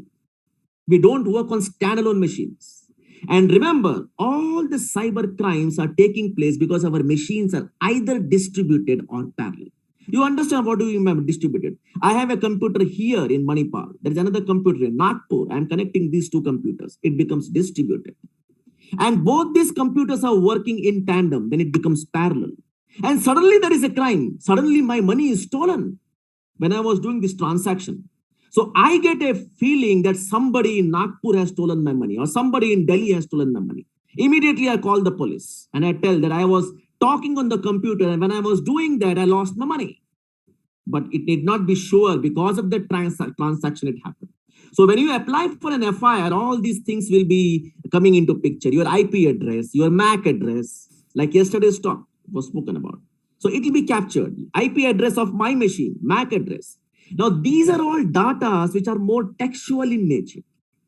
Now, people want to capture even the facial data. Who is sending the data? Who is sending the email? Who is trying to make the transaction in the bank? Who is the source? And who is the destination?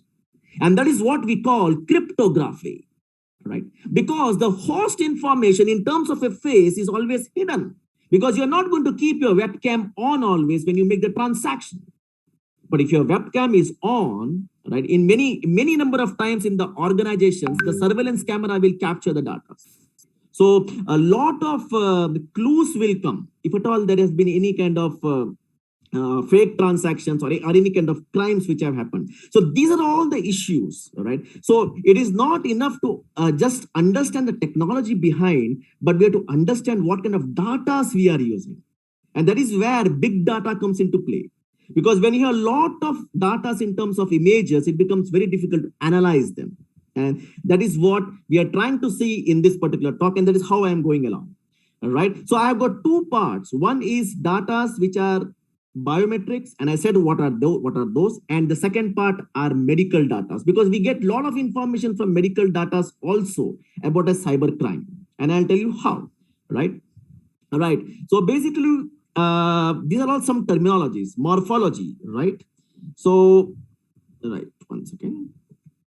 Yeah, morphology means study of things through shapes, right?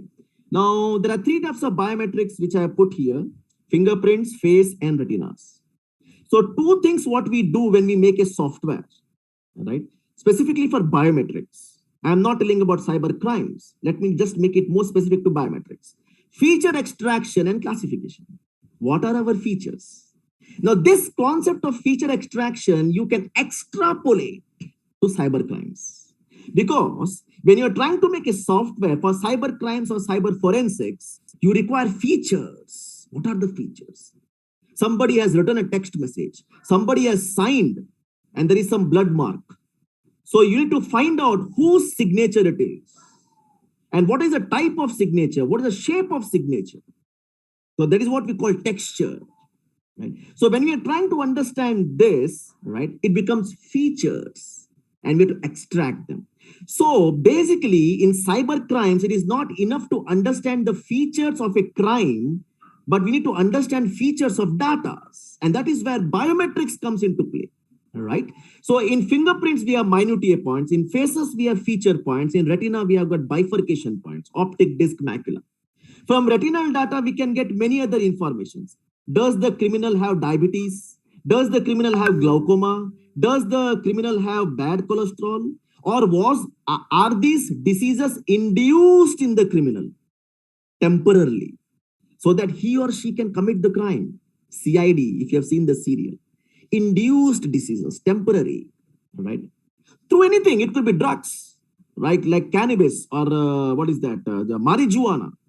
And suddenly your blood pressure goes very low, or your blood sugar goes very high, so that you become excited and you are made to commit a crime.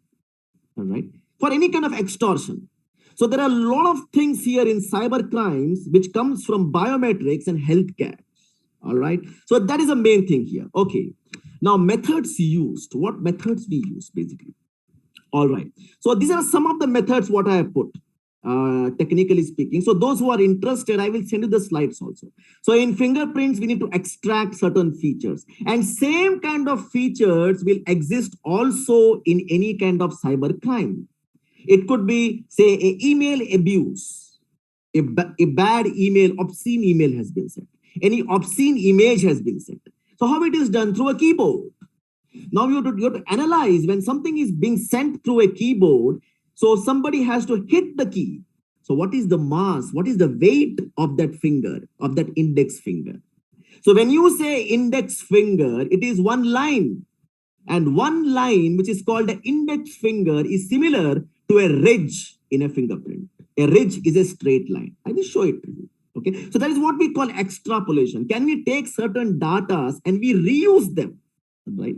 In some other form in cyber crimes. And I said, through a keyboard, crimes are being committed.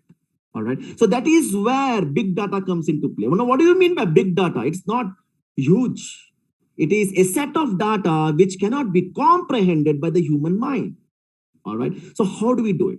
So basically, this is what. So here comes artificial intelligence. It depends on machine learning. Machine learning depends on neural networks. Neural networks depends on deep learning.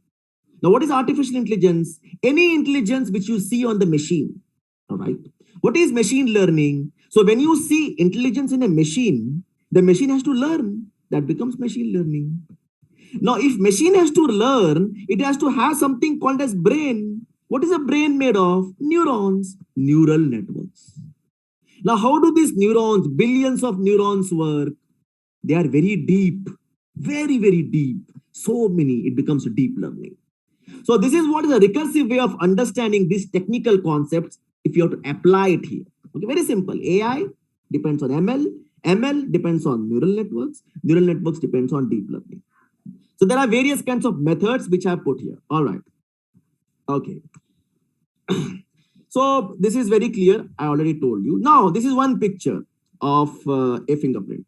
Now, what do we see here? I'm just showing you an input fingerprint and an output fingerprint. Okay. Now, my aim is not to show the matching. Anyway, we are having the matched fingerprint here, right? I'm doing authentication. Before you enter any organization, these days, you have to swipe your fingerprint and you get a lot of information. You get normal, abnormal. Even if a person is suffering from a disease like diabetes, it could be found from a fingerprint. And that is what we call edemas getting collected, right? But that is other part. It is normal. But if it is abnormal, if there is swelling in the fingerprints, why it is? It was not there before. Yesterday it was not there. Suddenly there is a swelling in the fingerprint. The textures have changed. Why this person has done like this? The question will come. Because all the fingerprints get recorded. And remember, fingerprints are all peripheral organs of the body. It gives you a lot of information, right? So this is in short what it means to take fingerprint from authentication and making an assumption whether a crime can happen. It is called forecasting. Or if it has not happened, if it has not happened, you stop. Or if it has happened, why it happened? So there are many things here, right? And there are many kinds of crimes, either through machines or it could be physical. And if it is physical, the surveillance camera is going to capture all these data basically. When you put a fingerprint, it is being captured, right? So there are various ways of logical thinking which has to be produced by a technologist and then which can be used in the court of law as evidences. All right. Now, if you look at this input fingerprint, there are various minutiae points which have been extracted. It has been programmed. Okay. Now, what do we see here? These are all bifurcations, Y shapes. All the bifurcations have not been marked. So it could be possible. It could be possible. Either this software has not been programmed well, or the input data which has been taken, right, of that particular person doesn't belong to that particular person. If the software is 100% correct or 99% accurate, right? So there are two ways of looking at the problem. So what has happened in this particular case is the fingerprint has been taken in such a way, right, of that particular person. There were some gels were used by the person and certain features were hidden. But now you might ask me a question, sir, how did you get this then? This is what is called pre-processing. So when I pre-processed, I came to know how many features are not marked. Then immediately I send a message to my team that there is something wrong in this data. Please remove it. Please get the actual data of the person. If it has been taken, say, 5 years back, I want that data. So there are a lot of logical conclusions, but it is giving a match. It is giving a match here. It's giving a match here, but it has to be proved whether this match is correct or no, right? So there are two things made very clear by me, right? Either the software is wrong because all the features are not marked, or, right, some features have been hidden. And we got the information the features were hidden. And when we took this input, the fingerprint was not clear. So I did pre-processing. So I had the authentication step itself. Okay, right. So these are some different types. I will just run it for you and then I will proceed ahead. Right. Okay. I'll just run one.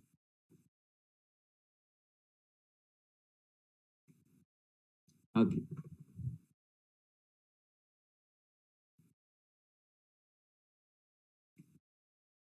One second.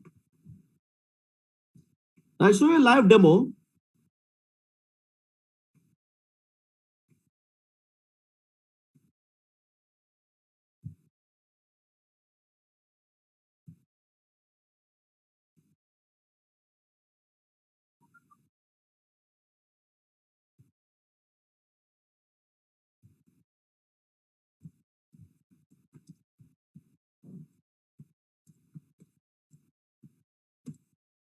Right. And I am showing you one demo here. So this is how the demo looks like. Now, what is the aim of my showing the demo? So as a technologist, I have to make the software. And I am showing you one software which has been made, one part. There are various parts which I have done. and I'm showing these partial results from the last 3 years in different places. That is what I'm doing, maintenance. So depending on the feedbacks from various crime agencies, the last one I visited was the Sherlock Institute of Forensic Sciences at Delhi. So I got some feedbacks and some improvisations were done, something like what I've shown you here, right? Just maximize this. 1 second. Right. So here, basically what was happening was in all these programs, when we did it, we were not getting input data which were clear. So if your input data are not clear, very high likely chance they cannot be produced in the court of law. You have to have the clear-cut clarity of how your data is looking like and what are the different features. Because that's the first thing what question is asked by anybody. It could be a public prosecutor or it could be. So you need to have it very clear, the resolution also. With what resolution you have taken these images, right? And when it comes to cybercrime, first is before you enter to use a system in a public place, authentication has to be done.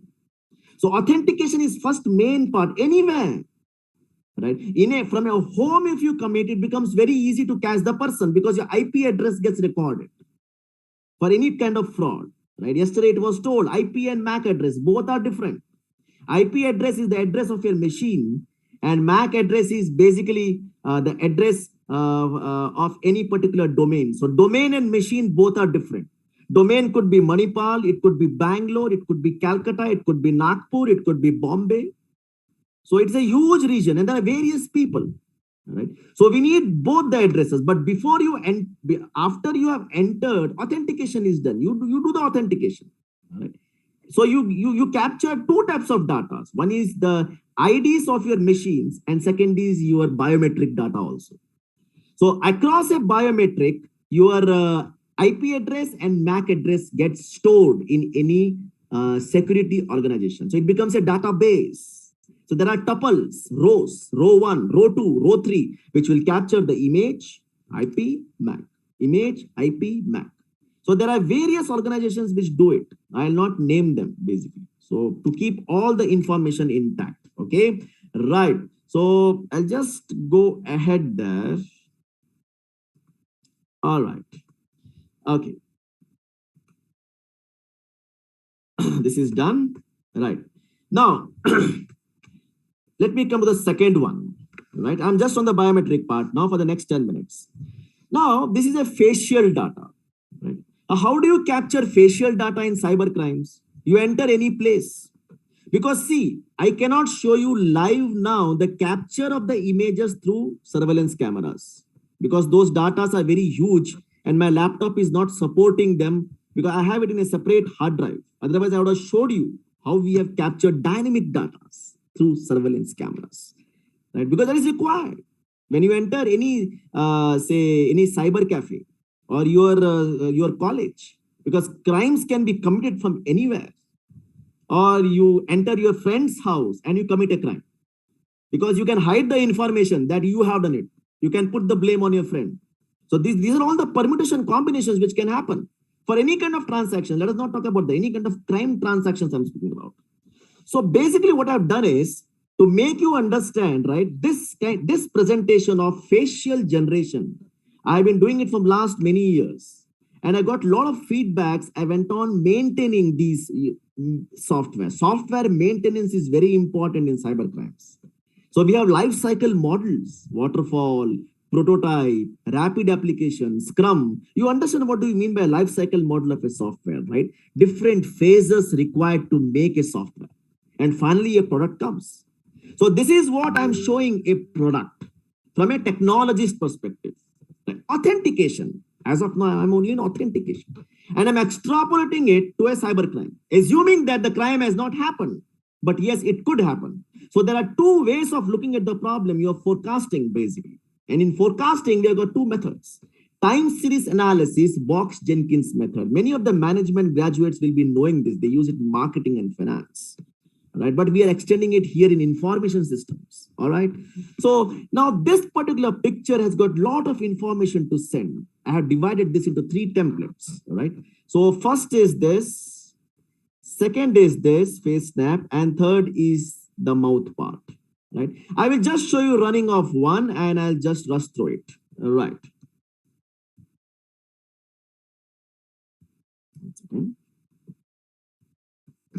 One second.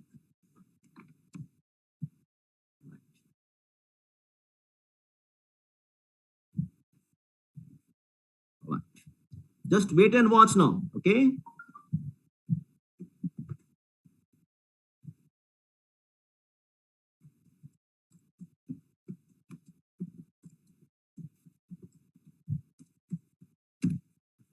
Right.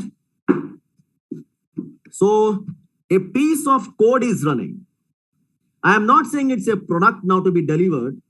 It is a simulation, right? And people can give any number of feedbacks. Now, these images have been captured through a camera. 100% guarantee I'm giving you, right? They were dynamic moving images. They are mess workers of one college. They look like real criminals. But here I have taken into consideration only the physical crimes. And I assume that that can be converted to cyber crimes if these people are made to sit before a computer. How can you make that assumption?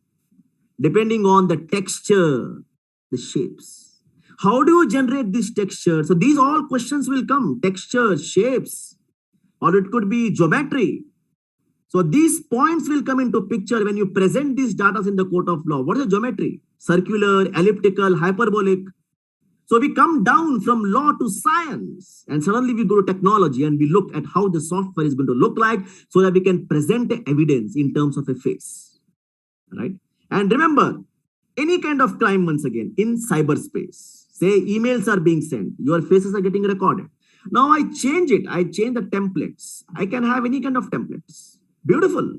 The template is changed. So imagine now a crime has happened, a cyber crime has happened. There has been a email sent at say 7:40 p.m. today, and I have sent it, and somebody who was sitting next to me has seen it sending, and certain kind of guesses that person has. He has seen this kind of data being sent because the cyber police are going to ask these questions to that particular person who was next to me. So they are going to get clues. Right? So how do we do it? So we need to have data generator. How do we generate different sets of data on authentication, basically? Right? A simple thing, a very simple logic, once again, right? Remember, it is static and you can make it dynamic if these data have been captured through a surveillance camera. You can have it on moving data also, but I'm not showing it because not my laptop is not enough to store those data, basically. All right. So I can use any kind, basically. Right. So in short, this is what it is. Right. Let me proceed further. Okay. All right. Done. Now comes the question. What do you mean by differential privacy? Differential privacy. It's a very important technical topic in cybersecurity. It was told in the first talk by Ganglin, and that is his field. But he didn't put that word when he showed the transactions in hotel management and also transactions. They were mostly on tourist data. So if you remember those data, there were some transactions. He had marked them in colors, right? But his language was a little bit on the foreign accent, so it was not very clear. Now let me make it very clear through this output here. Now, the meaning of differential privacy in cryptography and cybersecurity is if I send some data from the source like this, all right? Like there is a source data and there is noise. See, there is noise. On the destination, I should get only the actual data. What is the actual data? Right? And you have to remove those data across which the actual data was stored. So it can be done for two reasons. One reason is you want to send some data privately from your college to another college so that everybody will not come to know. Say like data of students, marks. You want to send it privately. You want to put a public key and a private key. Key. What is a key? Basically, it's a password. I'm showing it now through an image. So you are basically safeguarding your input data and sending it. And on the destination, the actual data is being seen by the correct people. The correct people are sending, the correct people are seeing. That is okay. But if you have certain data, say, behind a password, which is obscene, a bad email, a dirty written paragraph, anything, a threat, a death threat, right? So these are all bad data which have been hidden behind, say, any kind of password. Imagine the password is this. Imagine, just a second, my mouse is giving some. Imagine your password is this. This is your password. You have hidden everything behind. And on the destination, you get shocked. Wow, what I am seeing, something bad. I don't have anything bad here because I wanted to explain to you with an example. So this is what you have to assume. So when a talk is being given on a technology, I'm going to show you good only. When you implement it, take the permutation and combinations and extend it. So that was shown in the first talk also. And I'm showing it through an image. This is what is called differential privacy. And for that, we use in mathematics what is called as differential geometry. Right? This is a product. It's an implementation. Okay. Now, there are a lot of other things from artificial intelligence used here, like principal component analysis, support vector machines. In short, I will tell you what do you mean by principal component analysis. Whenever we make any product, right, general, not from cybercrime, any product, you should know what is required for making the product and what is not required. What is required is called dominant, and what is not required is called as less dominant. Very simple. Let us not talk from AI perspective. हमें क्या चाहिए? Very dominant. हमें क्या कम चाहिए? Less dominant. And that is what is called principal component analysis. What are the principal components? We ask questions. Arey bhai, what are the principal components? What do you mean by principal components? What is required? You just add two words. What are the principal components in cybercrime? What are the principal components in cyber forensic? So first will be authentication. Second will be other features. What is the text data? What are the images? Are they bad? Are they obscene? So they become the principal data which need to be analyzed, which need to be pre-processed. And then you get an answer. All right. Okay. I'm just going to skip the implementation of this. It is same. The output will come in the same way because I don't want to, I want to go to the next one because time is also short. Now comes. Now I'm showing a picture of a pet. Right? Now you might ask me a question. Cyber crimes, cyber forensics, biometrics, and suddenly an animal. Any kind of technology which is got, right, on a human being or on any kind of machine, usually the first testing is done on an animal, right? You get good answers. So here I'm showing you certain features of a pet, right? 1 second, my mouse is giving, yeah. So you can see these features here. Now I'll tell you why I'm showing this. There is a very important mathematical concept in cyber crimes, cyber forensics, basically, cyber forensics, which is called as Deluge triangulation. Deluge triangulation. How many triangles I can make on the features so that I can optimize them and find out whether it is good data or bad data, right? Now, bad can be either crime or wrong data. It can be anything. So all permutation combinations you have to keep in mind.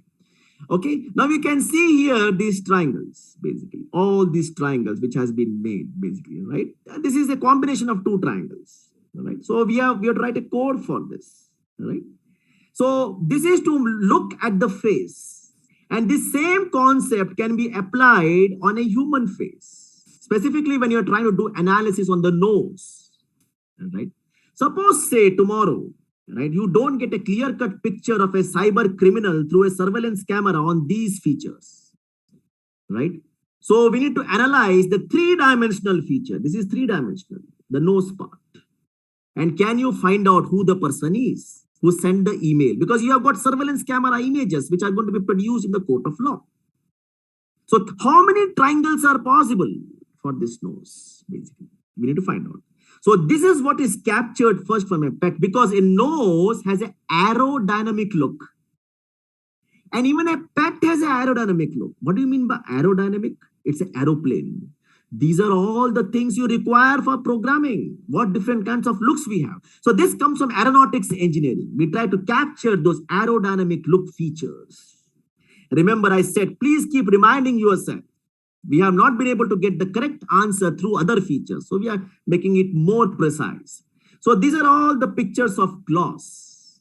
If at all any crime has happened and you have captured those crimes through a computer, through a machine, right? And the pictures clearly show there have been wounds on the body, nail wounds, nail wounds. Now we need to find out, even if it is a nail wound from a human being on an image, right? Which kind of nail it is, which kind of finger was used, right? So for that, we first need to work on a particular set of pets, claws, and then extrapolate it to the nails of human beings, because the shapes have got certain kind of similarities, right? Now remember this. Remember, it is not a physical crime. The crimes have been captured through camera or through any other device, which is a machine. So these are all the assumptions. I'm going inside still, okay?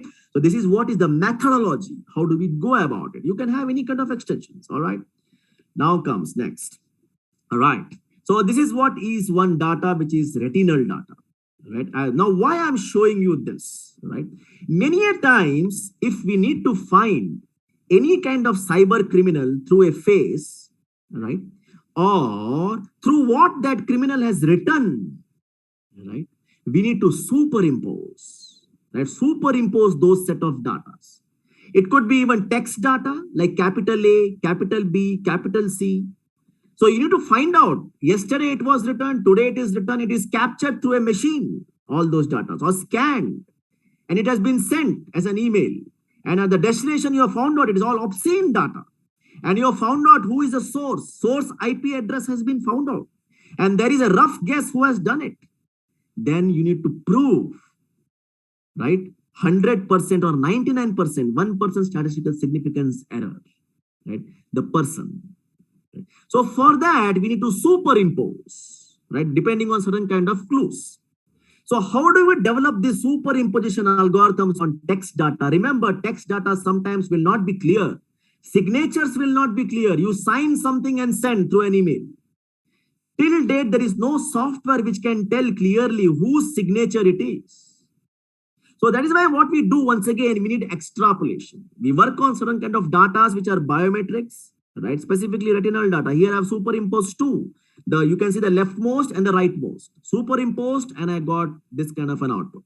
You can see the superimposed part here. The first one is more clearly seen. The second one is less seen. Anyway, I have got the running part also, if anybody is interested, and I have made all maintenance. I have shown this 3-4 times. A lot of software maintenance has been done depending on what kind of work I am doing and which atmosphere I am doing it. Okay. Now, next, anthropology. What do we mean by anthropology? Now comes, right? So I spoke to you about differential geometry, differential privacy, right? Which is very much required in cyber crimes, in cyber forensic. I'm telling coding part, programming part, technology part. All right. So what do you mean by anthropology? A study which is based on the bone structures, right? So if you have captured any kind of data, if you have written something, so there is some pressure formed, right, from the fingers. How does the pressure come from the fingers? Through bones. What are those bones? It could be from the elbow, it could be from the shoulder, it could be from the ankle, right? Or it could be body pressure, right? So a lot of ergonomic behaviors along with anthropology, which works on bone structures. Or even pressure can come from the head. So you have to capture this particular data also, right? So there are a lot of things which you can capture depending on what data you have got, basically. So here, basically, I'm trying to do a small analysis. Okay, I will just show you one running and I'll conclude with the next 10 minutes. Okay, right.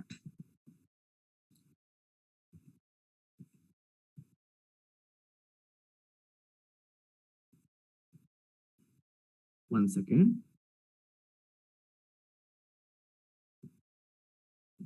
Right.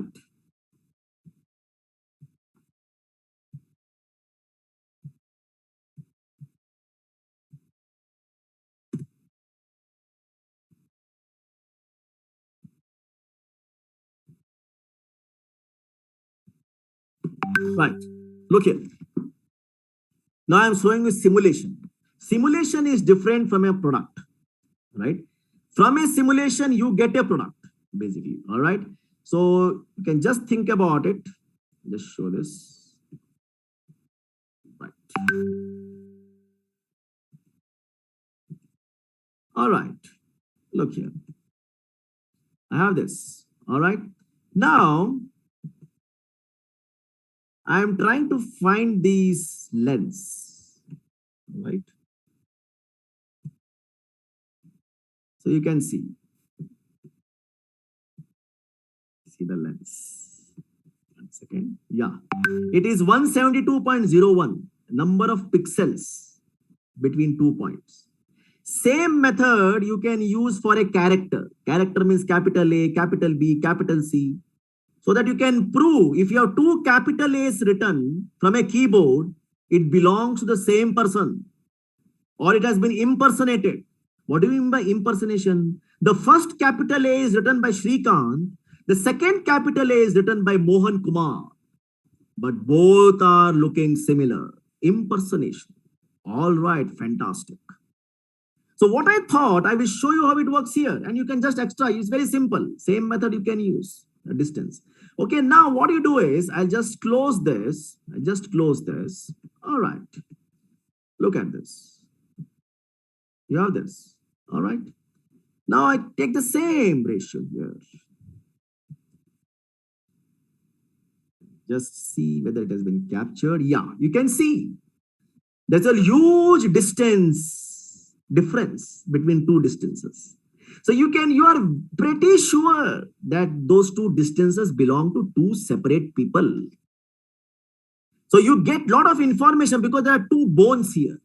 You are looking at the anthropological characteristics, not morphological. Morphological is shape, anthropological.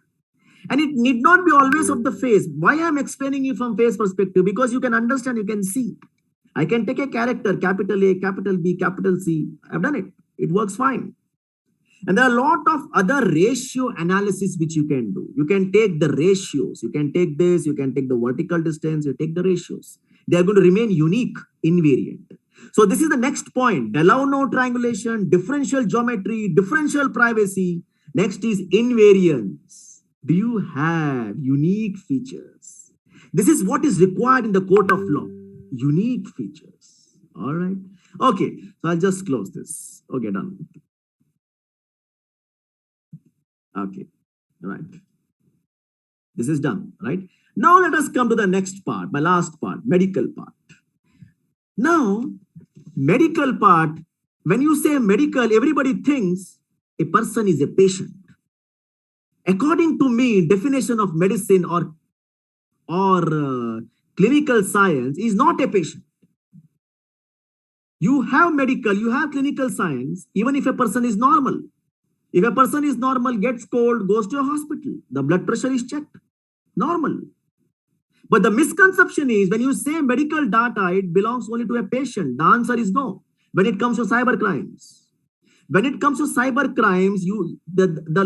police will say, the cyber police will say, we require the medical data. We require the psychological data, how that patient's mind was, whether he was panicking or whether he was having mania or whether depression, so anything. First is the psychological data. What state of mind? Then next, the physical medical data, everything. Right? Because before the data goes to the court of law, all these will be recorded in the database. The ECG also. You get a rough picture once you calculate the ECG 3 or 4 times in a day. Sleeping position, sitting position. So you'll get a rough picture what was the ECG when that person committed a crime. Whether it was tachycardia or bradycardia. It's very important. This data has to be noted down. Fast heart rate, slow heart rate. And it has lots to do with what kind of data has gone from the source to the destination. You can predict. Say a text data has been sent, obscene. Image has been sent, obscene. A bank transaction has been hacked. A password has been hacked by permutation combinations using RSA algorithm, using the public key and the private key.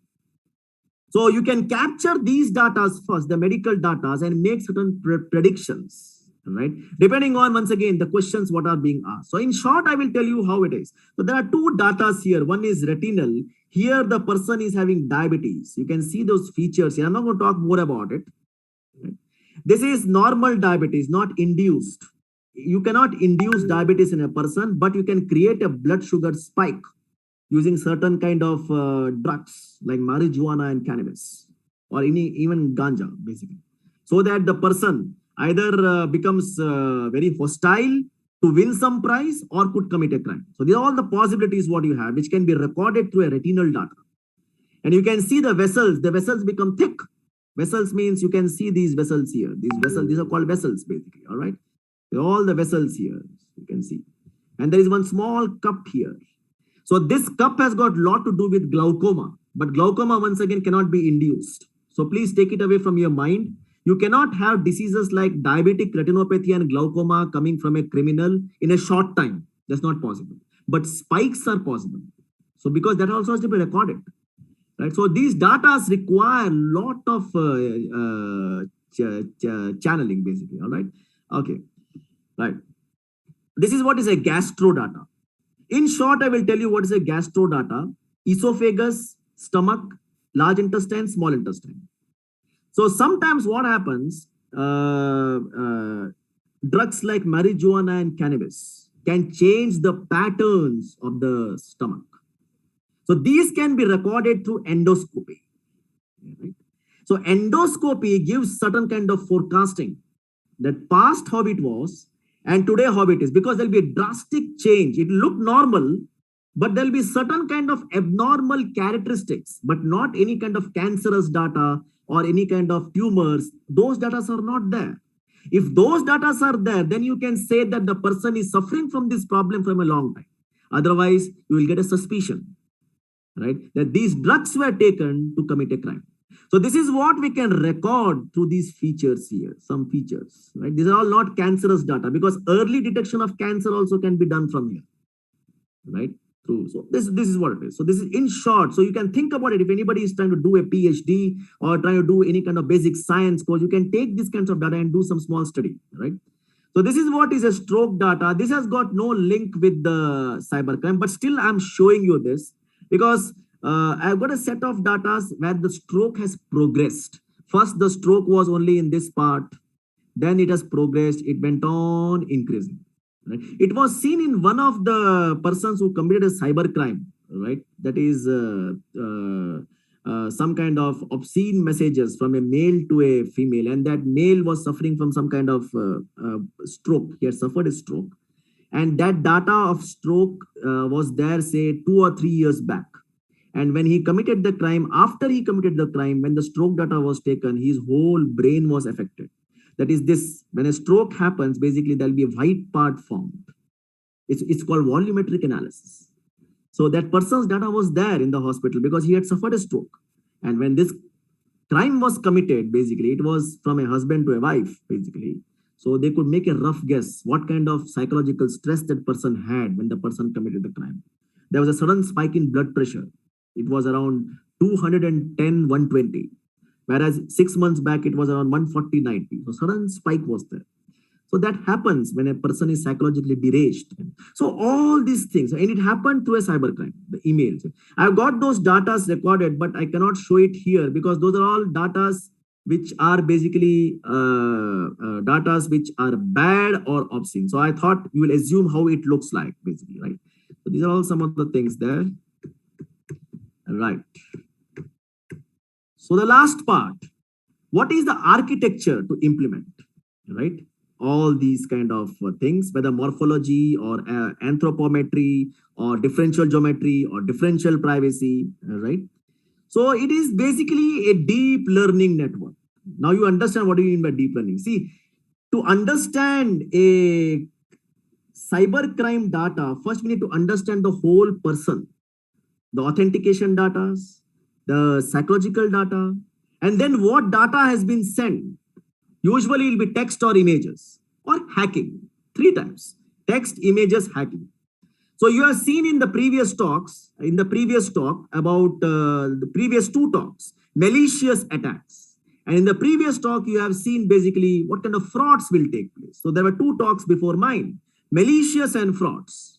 So that's why I thought I will not put those datas here, because you know now what are those datas. But here, basically, I'm talking about technologies to be developed. And the basic architecture looks like this. Now, what is this basic architecture? To understand the input data, which are authentication, and then other data, means which has been sent, emails, bad, right? Or basically any other kind of fraud data. To understand all these, we require middlemen, and they are called as hidden layers in neural networks. The hidden layer 1 will understand this. The hidden layer 2 will understand a thumb. The hidden layer 3 will understand, say, my text data, what I am sending. So there will be a mediator for understanding each data involved in the cybercrime, starting from authentication to what data has been sent. And this is what forms a neural network, meaning that any cybercrime which takes place because of a person where the brain is involved, and the brain is made up of various neurons, the same neurons, if you extrapolate it to a machine and it becomes a neural network, that we picturize as a software. And when we simulate it, we get an answer. And that answer, when we market it, it becomes a product.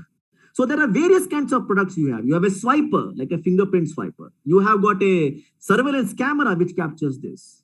Or you have a mass calculator which will find out when you hit the keyboard, what were the different weights applied. So that afterwards, when the clues have to be taken, this is what is called as keystroke recognition. And you can get a clear-cut picture. So that is where physics comes into picture, basically. So in toto, when I am talking about, and I summarize, in toto, when I am talking about, all right, biometric solutions for cyber forensics, I should have all the possibilities of authentications to get the clear-cut picture of a cyber criminal. And that cyber criminal is going to be produced before a cyber police.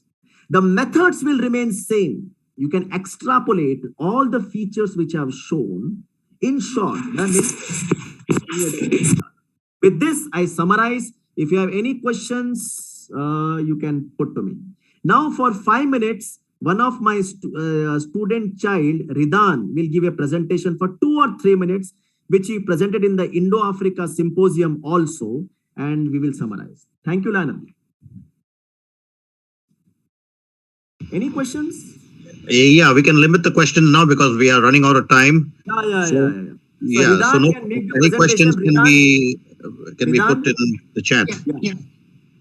So Master Ridan is going to present Bayes' theorem in probability with COVID-19. And because of COVID-19, lot of crimes are taking place, but that is not the theme of his talk. He's just showing you all the conditional probabilities in COVID-19. He made this effort in the Indo-Africa Symposium, and as a boy, he's presenting it here, right, as a methodology. And this method can be used towards cyber crimes. Over to you, Rida. Good afternoon, everyone. Can everyone hear me? Yes, we can hear you clearly. Okay, so my topic is upon Bayes' theorem and how it is a crucial tool in determining the false positives and false negatives in this COVID-19 pandemic. So I'll just proceed with my presentation.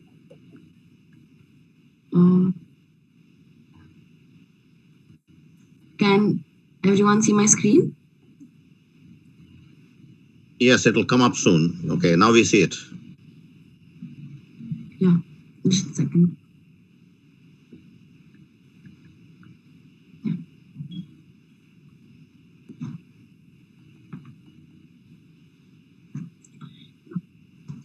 So what is Bayes' theorem? So Bayes' theorem is a way of finding probability when we know certain other probabilities. So the formula is probability of A conditional B is equal to probability of A into probability of B conditional A by probability of B. So what does probability of A conditional B means? It means how often A happens given that B happens.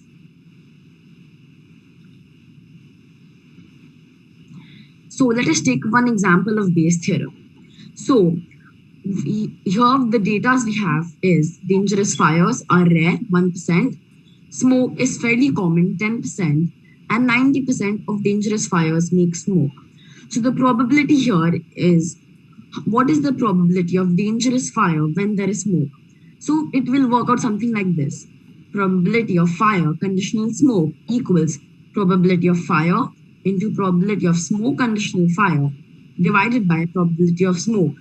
So after calculating all these data,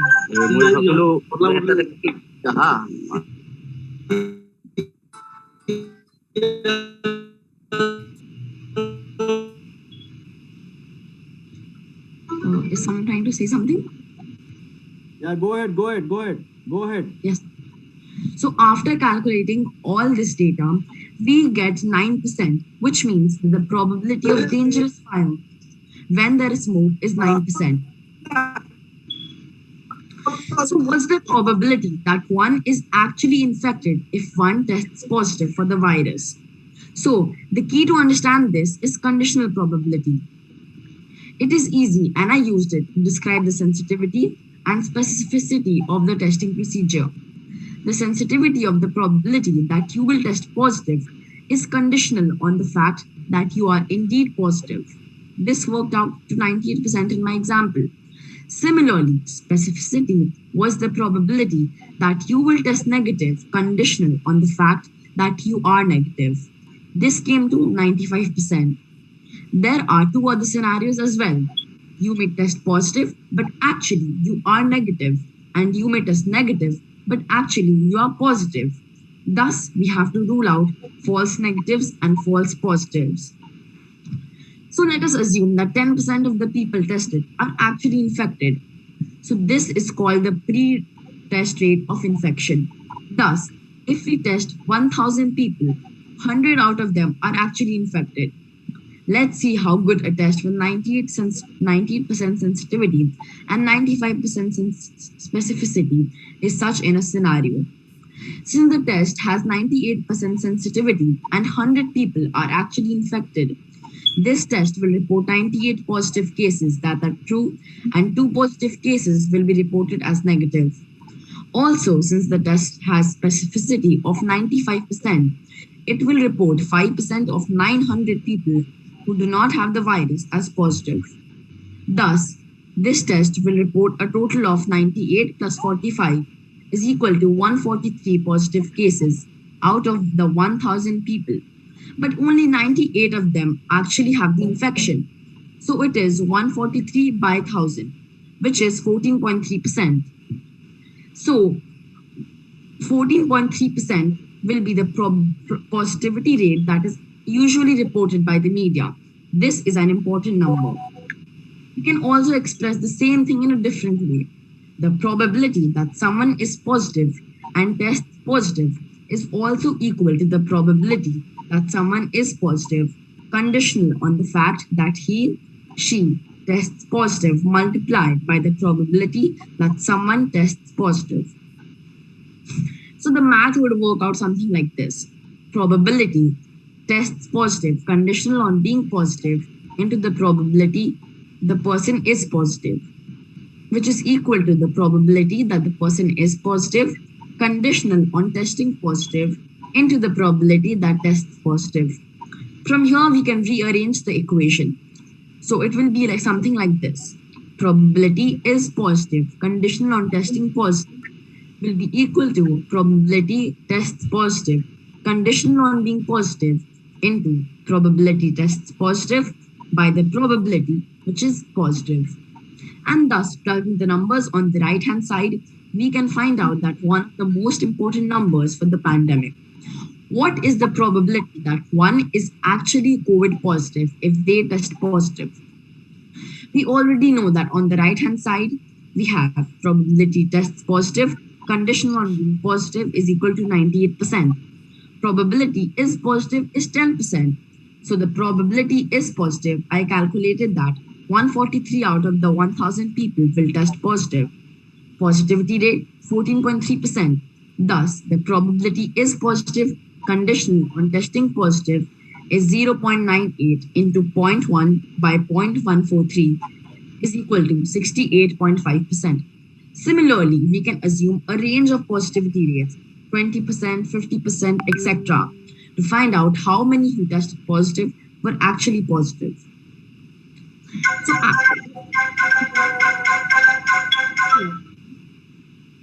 summarize. Ridan, just summarize. Ridan, summarize. Okay. So the conclusion of this is that Bayes' theorem is a powerful tool to analyze the pandemic. So, like, when we look at the data from the pandemic, we must use Bayesian analysis to draw better inference. Factors like test specificity rate, sensitivity rate, and pre-test infection are extremely important. Any analysis of the pandemic should take these factors into account in a Bayesian framework. So in short, I would like to add a point here, just one sentence. Basically, what this boy is trying to do is he's trying to automate this and trying to find out whether it is a true RT-PCR result or wrong RT-PCR result.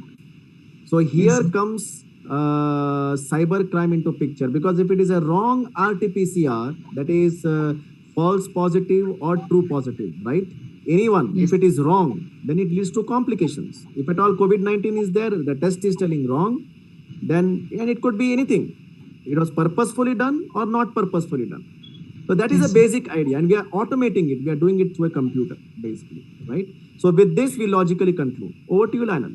Good. So I would like to add just one line, if it's possible.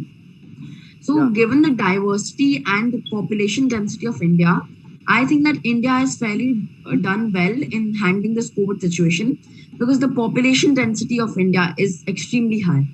That's it. Yeah. Thank you. Good. Over to you. Yeah, thank you very much, Ridan. An excellent presentation, very concise, well presented, and it shows, from my perspective, that one shouldn't be afraid of statistics, numbers, and that helps to make informed decisions. So over now next to Baljit to bring on the next speaker. Thank you very much.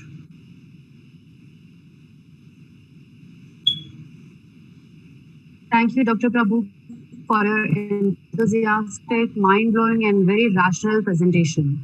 I congratulate Master Ridan Jain for his findings. Next, we have with us Dr. Dilip S. Sadankar. He is an assistant professor in the Department of Computer Science at Francis de Sales College, Seminary Hills, Nagpur, India. Dr. Sadankar holds the degree of PhD in Computer Science.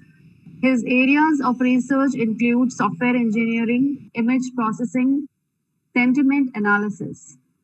The title of his deliberation is Cybersecurity Risks and Challenges with Migration to Cloud. I request Dr. Sadankar to present his paper. Thank you very much, ma'am. Am I audible to you? Yes, sir. Yes, we can hear you clearly. Thank you. I have shared my presentation. I hope it is visible. Yes, it is. Thank you, sir. Good morning, good evening to everyone present here. Dr. Shrikant Prabhu has delivered excellent session. Before I start with the session, I would like to thank Dr. Leonel D'Souza, CEO and Executive Director, University Go Global USA, Dr. Katie Thomas, Principal, St. Francis de Sales College, Nagpur, and Dr. Shrikant Prabhu, Associate Professor, Manipal University, for their encouragement and providing me such a wonderful platform to deliver. So let's start with today's presentation on topic cybersecurity risk, challenges with cloud migration. Now here, information and data is stored on physical or virtual server. Cloud-based storage makes it possible to save a file to a remote database and retrieve them on demand, which are maintained and controlled by a cloud computing provider. As a personal or a business cloud computing user, you can access your stored information on cloud via an internet connection. So this is just a statistic here at the end of the January 2021. total population, and in connection with that here, how many people are using phones, and total number of here internet user, and then active social media users. So the point is that here, how many people are using here internet in this current scenario till the end of January 2021. So more than 50% are here using internet connection. Yeah. So the cloud enable user to access the same file and application from almost any device, because the computing and storage take place on server in the data center instead of locally on the user device. This is why a user can log into their Instagram or maybe WhatsApp account on a new phone, even after their old phone breaks or maybe stolen, and still they can find their old account in place with all their photos, videos, and conversation history in place. It was the same way with cloud email provider like Gmail, and with cloud storage provider like Dropbox or Google Drive. For businesses, switching to cloud computing removes some IT cost and overhead. For instance, they no longer need to update and maintain their own server. For instance, they no longer need to they are using their server. Okay, so they don't need to maintain it. Okay, so that is the responsibility of the cloud service provider. So this especially make an impact for small businesses that may not have been able to afford their own internal infrastructure but can outsource their infrastructure needs affordably via the cloud. The cloud can outsource their infrastructure. The cloud can also make it easier for companies to operate internationally because here employees and customer can access the same file and application from anywhere in the world. The demand for cloud computing has skyrocketed in recent years. Lower costs, faster time to market, increased employees productivity, scalability. Here cloud scalability refer to the ability to increase or decrease IT resources as needed to meet changing demand. Scalability is one of the hallmark of the cloud and the primary driver of its exploding popularity with business. Data storage capacity, processing power, and networking can all be scaled using existing cloud computer infrastructure. Better scaling can be done quickly and easily. That is very important. Typically with little to no disruption or downtime. So flexibility is again one more here advantage of using cloud. Cloud hosted application are enabling organization and their employees to be more flexible in their work practices. As system and real-time data can be more flexible in their access quickly and easily anywhere, anytime, at any place over the internet or from any devices here which can be connected over the internet, maybe smartphone, maybe laptop. And again here one more advantage here added to the cloud is here availability here. So the cloud is available here 24/7 here. So these are some these are some beneficial factors motivating organization to move to the cloud. It's not likely that organization will slow down their migration plan either. According to the market estimate here, the global cloud computing market size is projected to grow from around 272 billion in the year 2018 to up to the US dollar 620 or maybe 30 billion by the year 2023, the CAGR of 18%. So along with all this benefit and positive bias toward cloud computing, the coronavirus pandemic has led to a sudden boom in the cloud industry as companies have to increasingly rely on the remote work from home. That is the new normal. In the past 1.5 years, work from home has become new normal.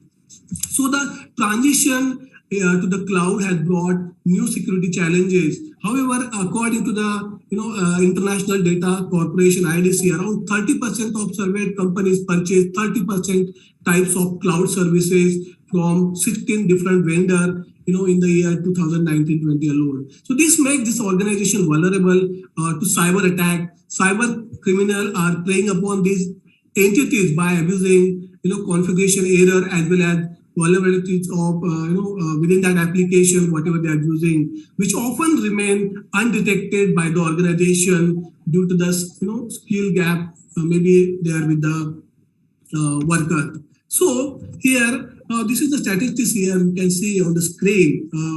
That is actually from the year 2017 and 2018. So what kind of here cyber attacks here that are there on the cloud-based services here, any organizations that these are using here.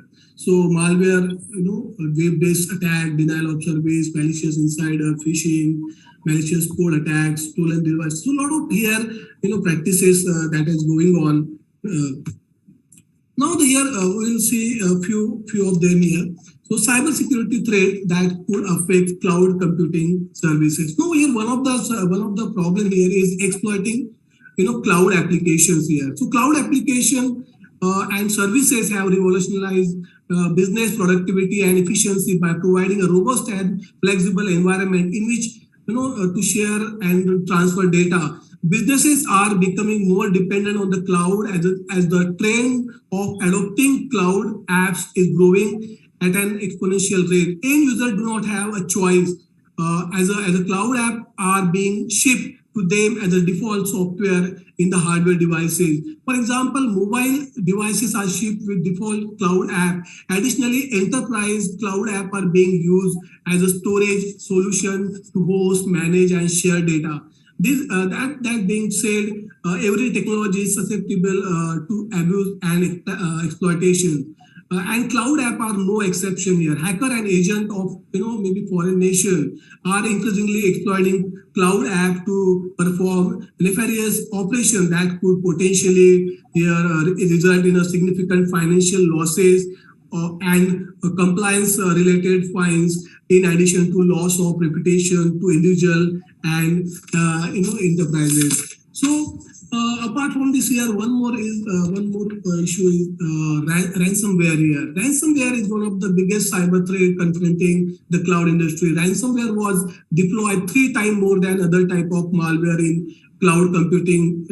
As per the data, as per the research from IBM here, followed by the cryptovirus and botnet malware.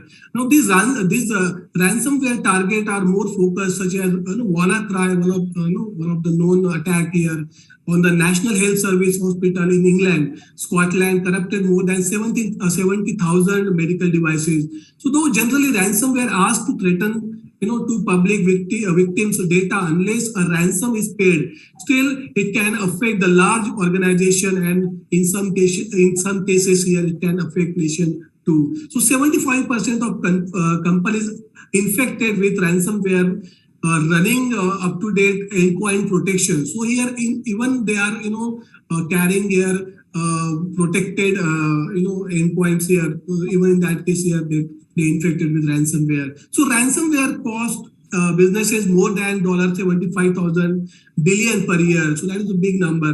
The NotPetya ransomware attack losses that could exceed $1 billion here. That is one of the most reputed, one of the most known ransomware, NotPetya. 50% of the surveyed 582 information security professional, that is as per one of the study here, do not believe their organization is prepared to repel a ransomware attack.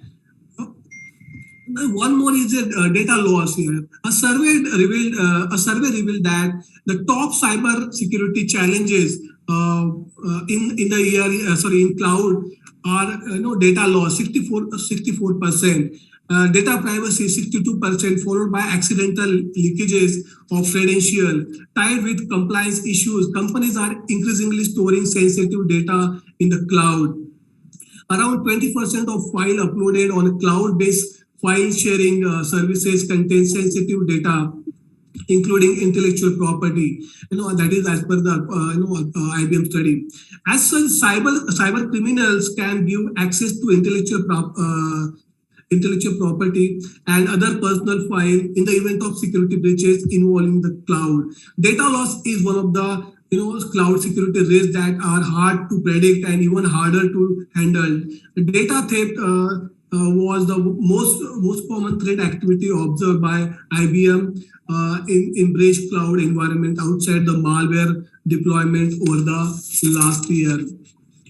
So here again, malware. So malware here, that is short form for the malicious software, is a file or code typically delivered over a network that in fact explore, steal or conduct virtually any behavior an attacker want. Malware makes its way into the cloud environment in a various ways. The most popular method is via phishing email and by taking advantage of poorly configured storage server. As data is constantly traveling to and from the cloud, malware has a vastly increased number of opportunities to attack not only cloud infrastructure but also cloud infrastructure and devices. Based on the trend in our incident response cases, it's likely that malware cases targeting cloud will continue to expand and evolve as the cloud adoption increases. Then here one more legal compliance issues. Companies should always strive to remain compliant with the laws and industry regulation to avoid facing hefty fines and reputational damages in the aftermath of successful security incident. With increasing government regulation pertaining to data protection, staying compliant is becoming more complex. Owing to the large-scale accessibility of the data on the cloud environment, it can be difficult for businesses to keep track of who can access the information. At the end here, I'm adding there are many actually issues, but I am now here. This is the last one, denial of service here. So denial of service attack are a major security risk in a cloud computing environment where resources are shared by many users. A denial of service attack targets resources or services in an attempt to render them unavailable by flooding system resources with heavy amount of unusual traffic, so that here users would be unable to access the services provided by the cloud service provider. Now here strategies to protect from possible security threat. How to handle this issue? So there are some solutions here, like here consult with a trusted cloud security advisor in order to benefit from industry best practices and build cloud security into the design.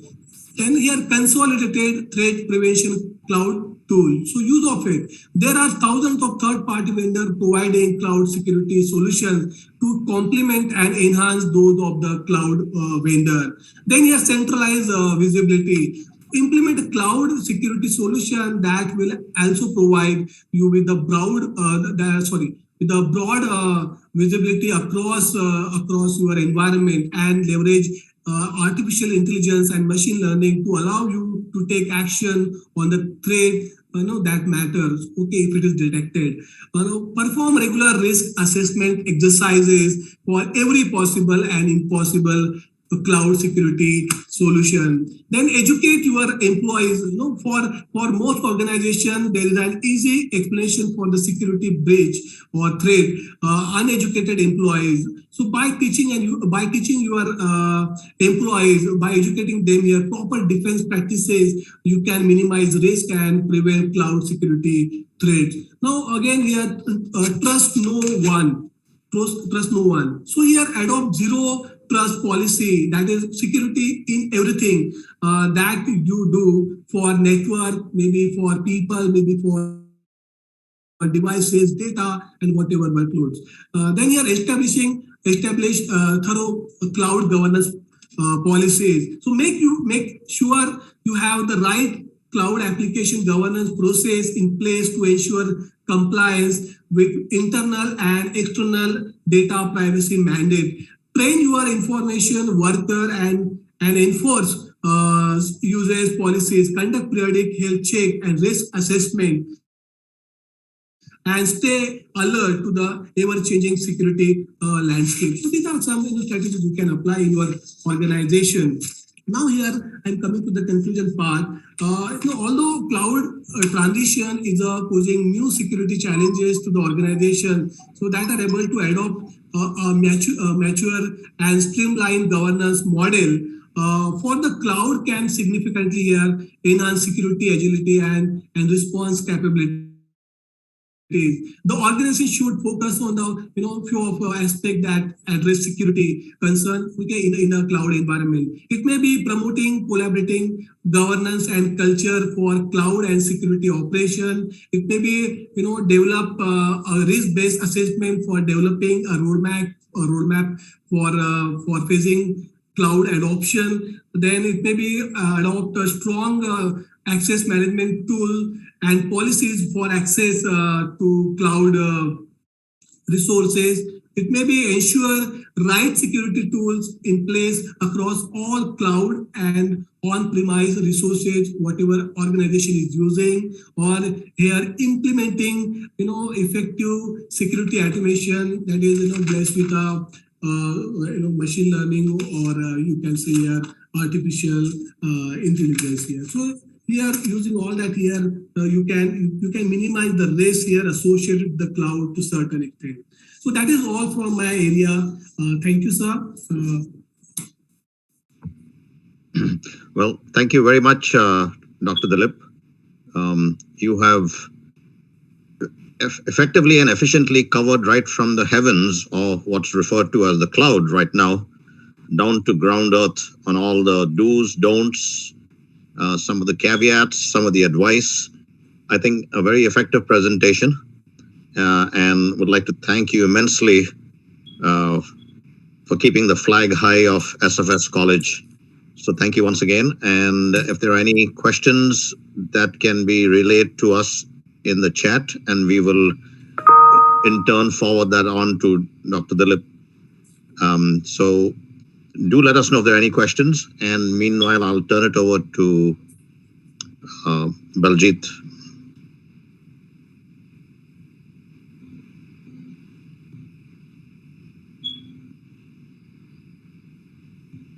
Thank you, sir. Thank you, Dr. Sadhankar, for your deliberation on cloud transition. I now request the members of organizing committee to give a closing remark for today's session. Sure. Thank you, first of all, Baljit, for an incredibly well-organized event. I think you were indispensable to the smooth transition from speaker to speaker, the introductions and so on. So I must thank you immensely for your hard work and confidence.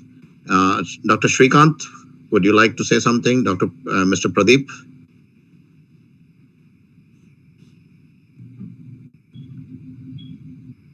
Dr. Thomas?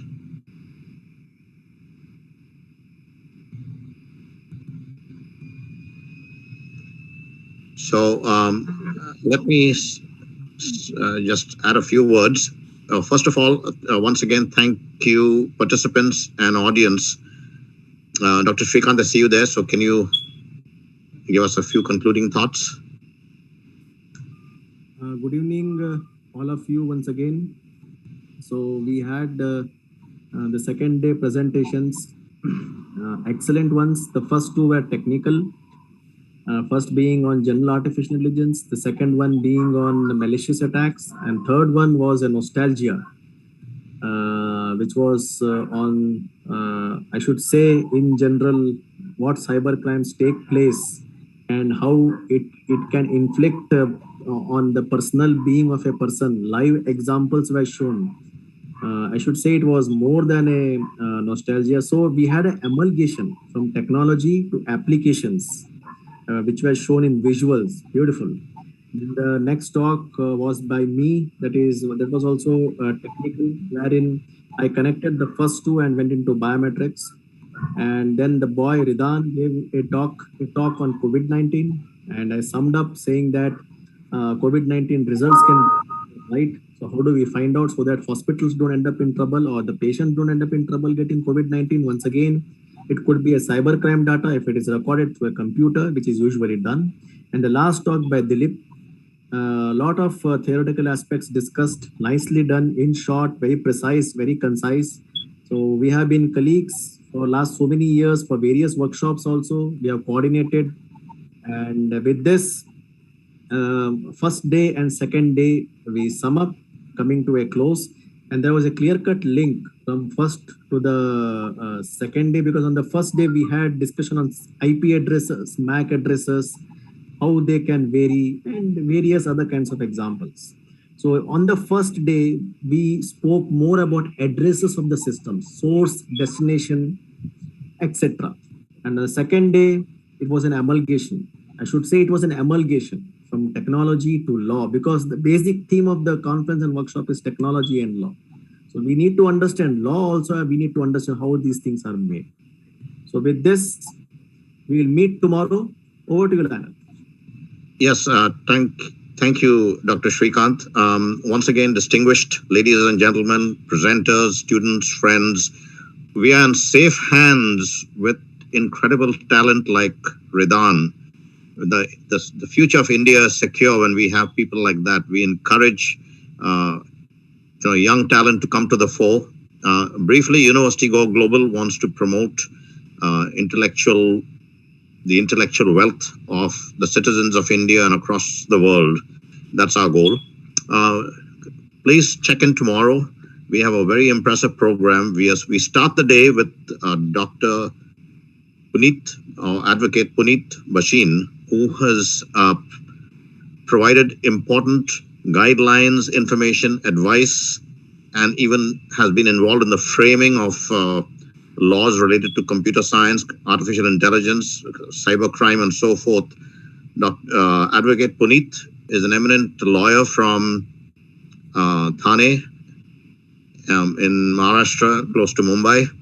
She will open day 3 rather, declare the event open, present, and then subsequently we'll turn it over to the other presenters.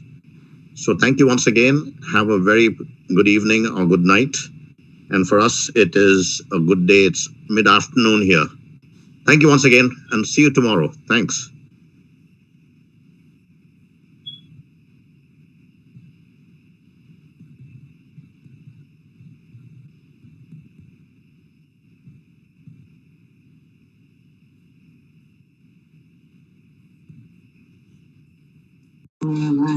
Thank you, sir.